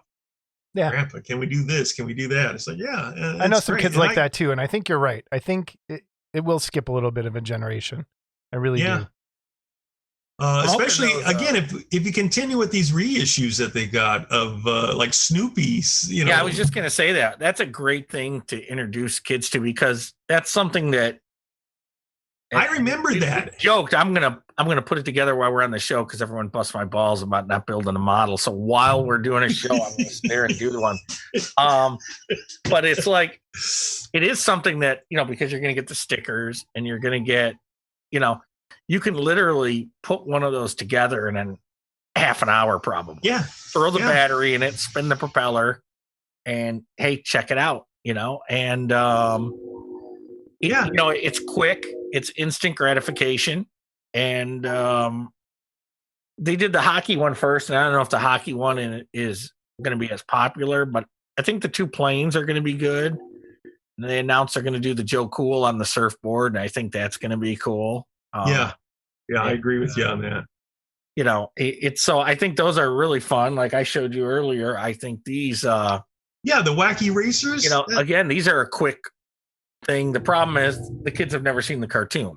So now see if they could start doing like Gumball and SpongeBob and that type of thing. It might be hitting on some of that again. That's a great idea. SpongeBob kits would be huge. Cat dog. I would buy a cat dog kit. I would like cat dog. I'd love to get a Ren and Stimpy or Ren Angry Stimpy Beavers for me, but Cow and chicken. I would do too. My favorite Ren and Stimpy. I want the horse, the nipple salesman. When he goes. Well, you can make a log kit real easy because the log would be great. But even like I said, I'm sitting here watching the cartoons that I watch in the evening because that's my decompression for the day, because I don't watch the news, heaven forbid. So I'm watching Cartoon Network, and I seriously thought about Aqua Teen. I thought, how great would it be to Aqua Teen? I love Aqua Teen. I want Squidbillies, man. Like I have my. There's another one. I got my early cow hat right there. Nice. I'll put it down. But those type of things, I think that would be a lot of fun. The only Bob's Burger thing that I could find was the Koopy Kopy thing, but that's actually already made. Yeah. And there's some really good cartoons out there right now. If you look for them, there's some great stuff. There's some great stuff. So. Thad recommended Primal to me. Have you seen that? Oh, yes. I'm like kind of first 3 episodes in finally. That's great. It's really actually good. It draws you in. Yeah, and that's cool. Really, considering there's no vocals or awesome. Words. All visual. Yeah. And like that's really cool. Well, what else do we need to talk about? We went a lot longer than I thought. Yeah, well, and that's fine. I like this so far. Well, see, this is again was the funny thing was I told my granddaughter, I says, well, Grandpa will probably be on YouTube for, what are you going to do, Grandpa? Oh, I'm talking about the nameplates and the model kits. Oh, well, then I'm not going to watch it. I said, what if I did some cartwheels? Maybe, but I don't think so. We got to get you on TikTok, then she'll watch. Well, I'll tell you, if you want to go back there and do a cartwheel, we'll leave the camera. No. No, I want to be able to go to work tomorrow. So that's. I learned a long time ago the word exercise is like kryptonite to me. It just doesn't. No. Yeah. Especially after, like I said, it's bad enough that I got the extra poundage around here and stuff. Yeah. I don't need the. Yeah, we all got. Don't want to see me try to run. That doesn't happen anymore. I'm pretty into fitness, whole pizza in my mouth. Yeah. So it's. He's a comedian today. What's going on? I am. I'm on a roll. I do have a question for you. Do you have, I don't want to say a worry because obviously this isn't your full-time gig. Do you worry that 3D printing might hurt what you do as far as the nameplates? I mean, no. In fact, I've had this discussion with Matthew Lawrence, and I simply told him, I says, because I do all of his nameplates, the ones with the little film sprockets on the side there and stuff. In fact, he's mad at me because I'm taking way too long and doing the set that he wants. He's got like 12 plates, and sorry, Matt, I'm still working on them. But the 3D printing, there's a few guys that'll utilize it, but it depends on how clean you want it. I can definitely tell you it's going to be more expensive, I think. I've seen some of the files that go into just doing some of that 3D printing, and it looks, I can buy the file, I can print this out here, but it's like, oh, look, I got 12 and 14 hours worth of cleanup just to see what the heck it is. It's not like getting a sculpt and molding it up and making some molds. There's extra steps in there, and nameplate wise, some guys will go that route. Some guys just take a copy of the thing and they cut it in there. In fact, there's only one guy I know in this hobby, and I put it out there. Mark Van Tine doesn't use any of the plates that I've made, and I don't think he's ever used plates. I think he does all those nameplates and all those busts and everything he does by hand. I may be wrong, but I think he's one of the few talented guys that can do that. Wow. But most of the sculptors I run into say doing lettering is a bitch. And it's like, well, painting lettering's a bitch. Like, yeah, it's not only do you have to keep it all one level, but you also, and that's the one drawback to the plates that I do is I can't do anything that has kind of a 3D effect to it, like the Conan logo or Phantasm or RoboCop or that one there that you got there. I was gonna say I'm gonna pull this one up. This was tough for you. I remember you said, I got to work with this. Yeah. And even then, I wasn't completely happy with the way it, because a lot of that's going to have to be picked up in the paint. Right. But I think if you do it, it's going to look really cool. Yeah. But in fact, I have one that I did for Rob over at Needful Things for his Running Man. Circular. It's actually off the poster art, but it's supposed to be Arnold's face in there. And the halftone didn't work.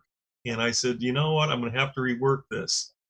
And it's a lot of work because I have to go back and actually do those halftone dots, different sizes to get that imagery in there. And it's taken me a long time. It's taken me well over 9 months. It's only Rob. Don't worry about it. It's only Rob. Yeah, I know. Rob's busy doing other things anyways. I'll tell you what, if we ever get him on, you're going to hear the best Wonderfest story ever. All I'm going to say. I can imagine. If you thought my Wonderfest story was just good, if we can get him on to tell his, it's the best story ever. Everybody's got great Wonderfest stories. No, this is a good one. My only Wonderfest story, the first time I did it, was I did not know what was involved in it. And I had a buddy with mine, and we flew from here down to Texas, not Dallas, Fort Worth, that nightmare of a airport down there. And somehow the seating got messed up, and only one of us could get on the plane. So it was me because everything was in my name. And a friend of mine that lived down there said, well, I'll just take him and bring him back in the morning. He catch and join us. So I got there on Friday night, had to set up and everything. Saturday goes by. I don't see my buddy. Halfway through Sunday, we're getting ready to go, and he shows up. I said, well, it's time to go, bud. I felt so bad for him. And he says, this has been the worst trip I've ever been on. And it's like, oh, my gosh. And, I learned at that point that if you were flying in or something, you just make sure you got there a day early. So I always came in on a Thursday. I just figured pay for the extra day and stuff. Because that happened one year where I actually flew from here into Chicago, which was a much better airport. But it rained so bad that they canceled our flight. They put us up in a hotel. The next morning, we got on a smaller plane. It went from Chicago to Ohio. And then from Ohio to someplace else and then a little podunk plane down to Louisville. And the only thing that I remember from all of that was that as the planes got smaller, the stewardesses got uglier. And I just thought, this is the weirdest thing, because the last one was just like, oh my gosh, no, I don't need a drink. I just need to get to where we're going. Thank you. So, and this flight was in 1957. Send the letters to Jason I would have thought that had Rod Serkin showed up. So. Send the letters to Mark Kaelin. Yeah, send the letters to Jason Walker. Which that reminds me, Mark, contact info. What's the best way for people to get a hold of you if they want a nameplate made, work with you on anything? What's the best way to get a hold of you? The best thing, either email me, which is mmischief@msn.com. It's the word mischief with a second M in front of it. And I'll put it up here for everybody. Or contact me through Facebook. I tell people to send me an email, and emails don't seem to go. Nobody does emails anymore. They'd rather instant message me on Facebook, and and that's on my phone. So it's like, if you don't know me, friend me, or if you want a message, I check those. I'm more than happy to work with anybody. And like I said, I've worked with a ton of people. Like I said, I've been doing it for 30 years, and like I said, it's a blast. And when we get done, when we film our next little ending here, we're going to talk about the argument: do you put nameplates on a kit or not? Because there are, there's a lot of people that don't like nameplates, a lot of people that do. This is true, and this is true, and I will agree with you. There has been that argument over the years, and it's I think it's to each his own. My good friend Thad Rhodes says, fucking hate nameplates. Says, I bought the fucking kit. I know what it is. I know who it is. I don't need a nameplate to tell me. Okay. And there are a lot of people out there with, that attitude. Sure. It's so, it'll be and that's interesting. why I encourage these guys, if they're going to do a nameplate or something, make it an extra piece so they have the option. Right. That's the main thing. That's why I say mount it on a little piece and make it just, what does it take? A half an ounce of rubber? Just that's all you got to do. And, whatever, put it in there and go for it. But I've had the same thing. I've had a lot of guys say, well, I don't need a nameplate. And someone's like, I didn't get a nameplate in the kit. You're going to have to do one for me. It's like, okay, whatever you want, So that's to each his own. Excellent. I'll be anxious to see what everybody says. So yeah, they'll be in the comments. Hopefully we'll get some comments on nameplates. Okay. To nameplate or not to nameplate. But seriously, Mark, thanks for coming on again. Thanks. I appreciate you having me on. It was a great way to spend my evening. Yeah, and mine too. With Wow, you make that sound so wonderful. Yeah, with the Bigfoot guys. That's me with the Bigfoot guys. Hey, you know what I'm missing right now? Oak Island just got over. I should be watching that. You watch Oak Island? Anybody? No, just me. No. Oh, no. Mark. I think I've just missed all the reruns of Rick and Morty, and Mork and Mindy. Freudian slip. I got a Mork and Mindy picture on the wall over there. I'm gonna bring that in and take a picture. Speaking of Mork and Mindy.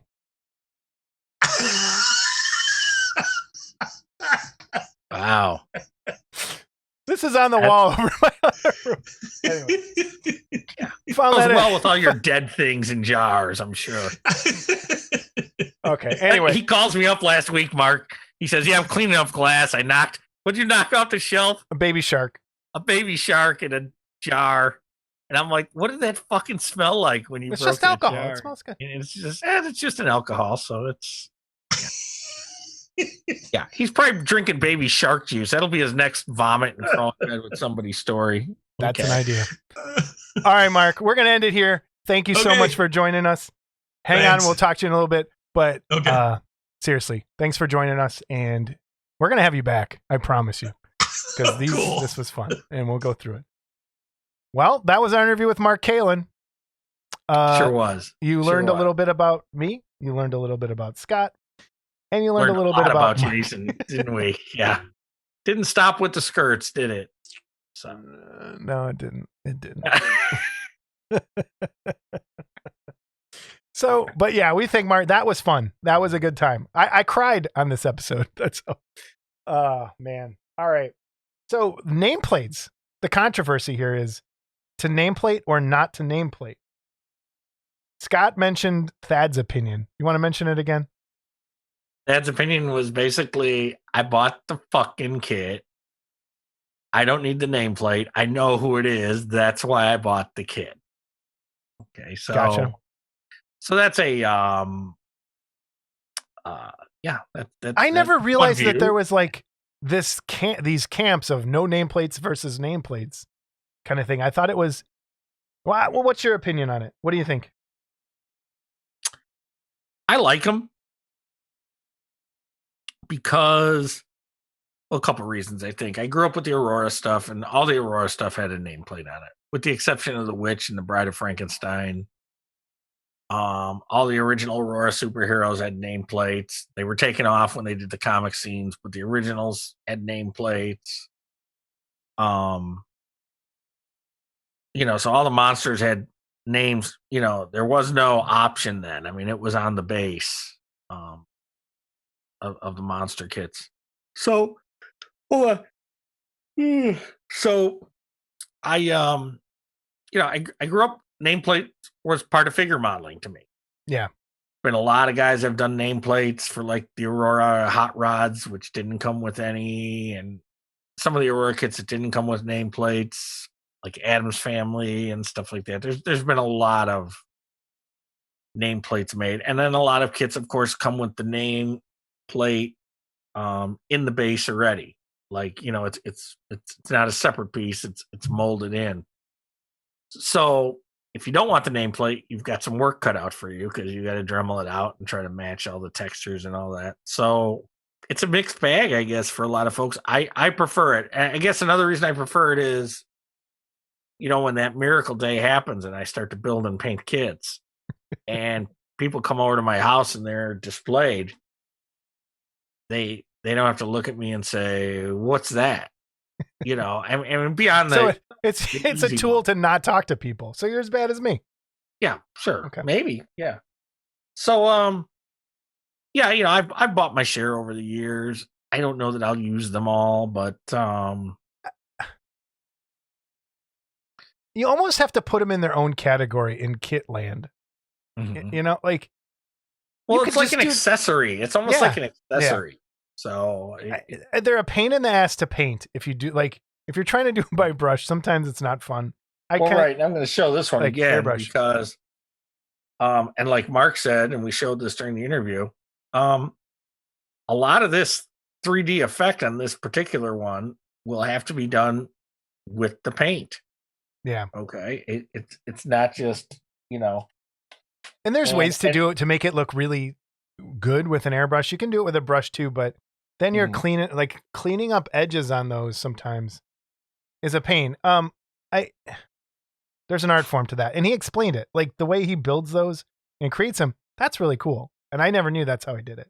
I always thought it was, there's people, don't they just like get a rubber stamp made and make a cast of the rubber stamp? That's another way people did it. They would get a positive, like Mark talked about, instead of doing a negative for printing, do the positive and that's what people do with the rubber stamps too. That is another method that people do. And then, I talked to Mark about 3D printing, and I wonder what will happen to nameplates now that 3D printing, because that's something that, I don't know much about it. And I know we're going to touch on it with some future episodes because we got a lot of response on our 3D printing thing. But I look at it and go, that's almost something that, you could take a logo and probably incorporate it into a rendering pretty easily and make a nameplate. But again, I don't know enough about it to say that it's easy. So, but I know our friend Neil DeConte had sent us, he got a new printer, had sent us a Martian, I think from Mars Attacks that he had printed up and looks really good. So again, it's going to go to what's the quality of the printer and how things come out. And we're talking about getting some guys on here and talking about the whole 3D printing thing. Yeah. I want to go back to the nameplates for 1 second. I think there's the place for me when it's a nameplate is when the artwork, I think they work better. I don't even know. Like when the artwork, the title of a movie poster is just as important as the character. You know what I mean? Like if it's a 1950s kind of sci-fi, that stuff, or a classic monster, those things kind of go hand in hand. When you think of that style, you think of the writing that flashes across the screen. If you're doing like, you're building a diorama or something you want to look more realistic, a nameplate throws it off for me. And so I think there's a place for them in some kits, and there's other things when you're trying to make something look really cool and realistic, or you're building up a really nice base, a nameplate might take you out of that. I've seen guys in miniature line where they take a piece of brass and get it engraved and they put it on the base somehow. And you see that in figure, like the Starship guys do a lot of that kind of stuff too. Right. Right. But to give it like a classier kind of feel. But I think if you're doing a large diorama or something to look real, a nameplate a lot of times will take you right out of that. And so, I mean, it has its place in both. I don't see the controversy in terms of. What I've also seen is statue guys, superheroes especially, and I think they have a lot of it are 3D printed. But you'll get, so someone will do an Avengers, and then they'll take all their Bowen statues that are Avengers and put them all together, and then have a nameplate there for Avengers. Gotcha. Okay. Or Fantastic Four, and then have their Fantastic Four statues, and I think that works for those as a separate piece. Okay. Yeah. Not necessary, like none of the Bowen stuff had nameplates on it, but it's kind of cool to have those old Marvel logos and DC logos, and it's a mixed bag. I agree with you though on the diorama thing. There's times that would just look really out of place. Yeah, I'm interested to hear comments and emails about nameplates, and what are your thoughts and why? Okay. Well, that brings me to what I think we just decided a little bit ago. Our next episode is emails. Okay. So, and a Q&A, which was, I think Joe Bello said it. It'll be an Ask Us Anything episode. So we're going to need your help on this. Send us your questions and we'll try and answer them. And you can ask anything. We'll kind of decide on our boundaries in there somewhere when we're reading it. But I mean, try and keep it hobby related, but you don't have to. We had gotten a lot of emails, right, Scott, this time? And yes. Yeah, yes. It was Phil's is another long one. And I don't want to shortchange everybody. The interview with Mark went a lot longer than we had planned, which is a good thing because I really liked it. So I don't want to shortchange anybody here with our emails. I know a bunch of people commented with the 3D printing stuff. We got a lot of other things kind of that were emailed to us. So we don't want to shortchange anybody on that. So a couple of things we're asking for, questions, comments on anything, on any of the episodes, suggestions for the show. If you want to see like less of us, more interviews, I don't know. That's up to you.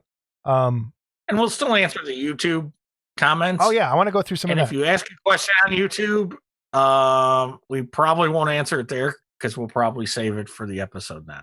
The one person I don't want to shortchange here real quick, and I'm going to put this up.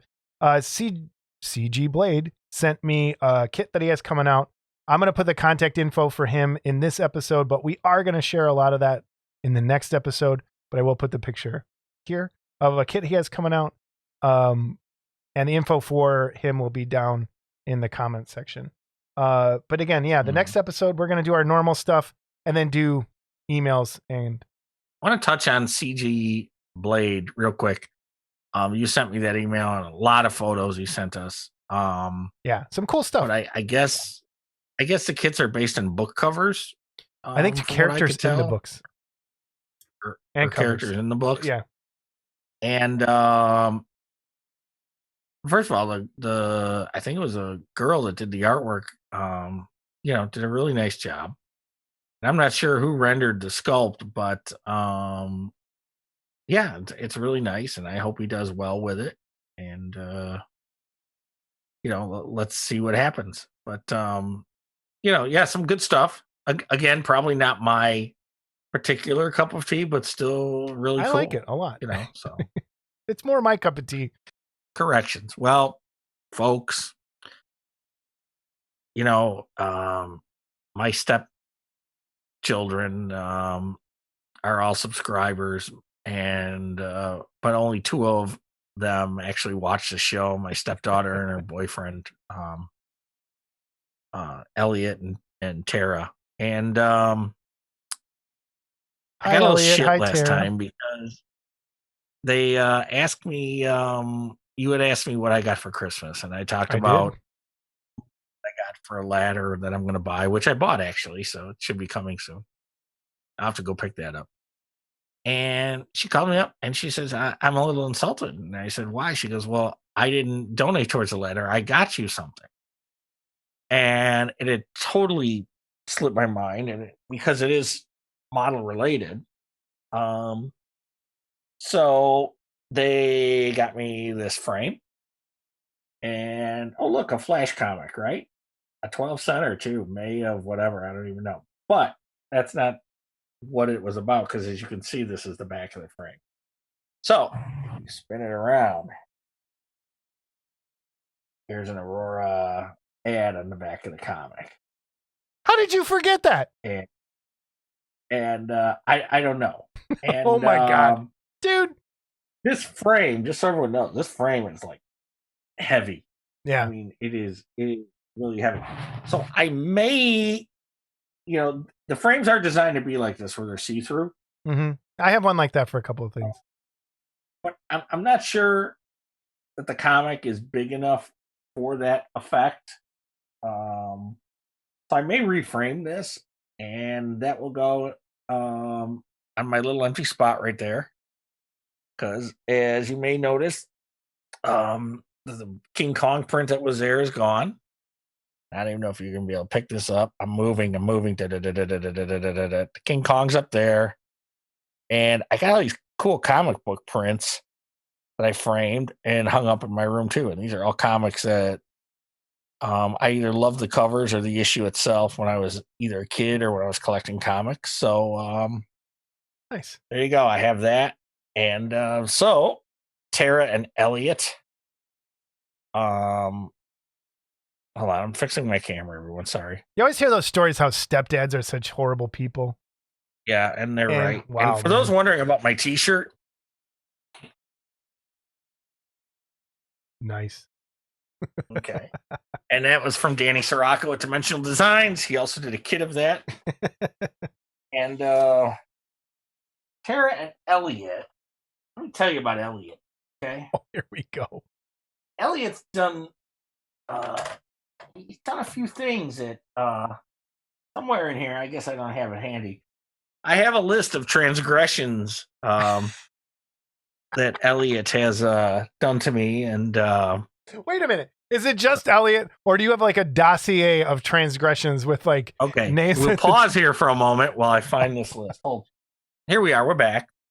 And I found the list of transgressions against me that Elliot. Is that on parchment paper? What is that? Is that a treasure map? Well, because when it started, I need something to write on real quick, so it's a chunk of a box. All right. And just so you guys all know, what kind of kid Elliot is. First time meeting him here, he stole my coffee cup that no one else uses, and he grabbed my coffee cup in the morning. Okay.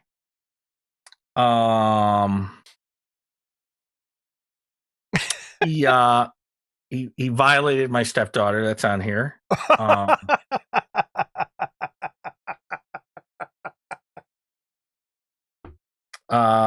He interrupted.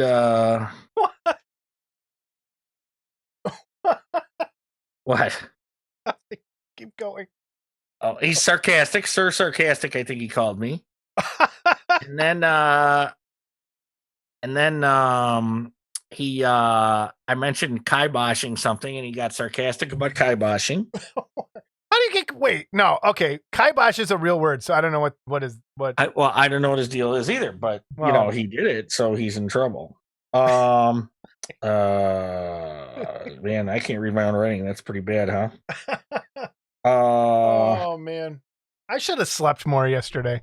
Yeah. And then anyway, one of the things he did here was when he saw my Humphrey Bogart kit, he took that and he said, "Is that Nixon?" Okay. And yeah, no. Okay. Oh, he joked about violating my stepdaughter. He freaking joked about violating my stepdaughter. Well, Okay. It is your stepdaughter. It doesn't matter. He violated. See, he does love you. So I have this list of transgressions, and there you go. The thing I want to know is how many other pieces of cardboard are stashed around your house with lists of transgressions from like me? I know my name's in there somewhere. Oh, your name, if it's not, it's gonna be. Okay. All right.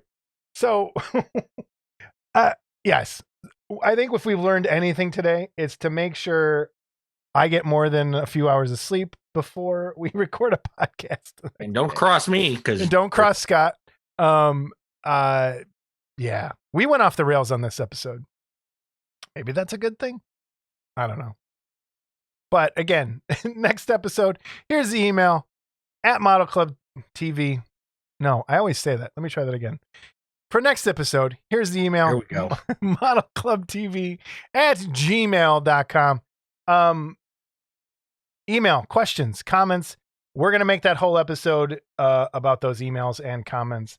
And we have, again, CG Blade. We will go over through all that stuff. He sent some cool pictures of his studio and all that stuff. And again, his information will be down below with the other people. Any last words, Scott?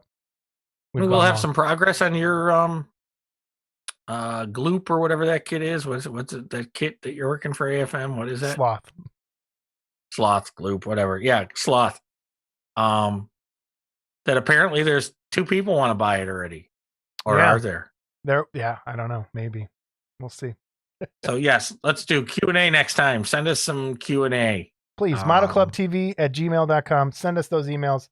Again, seriously, we just went long. So, but if you want to know why I really hate Jason, just ask somebody, and I'll just, if it wasn't outlined enough in this episode, yeah. There you go. All right, we'll see you later. Until next time, everybody. We'll talk to you soon. That sounds stupid. We are stupid. Bye-bye. Bye. That is true.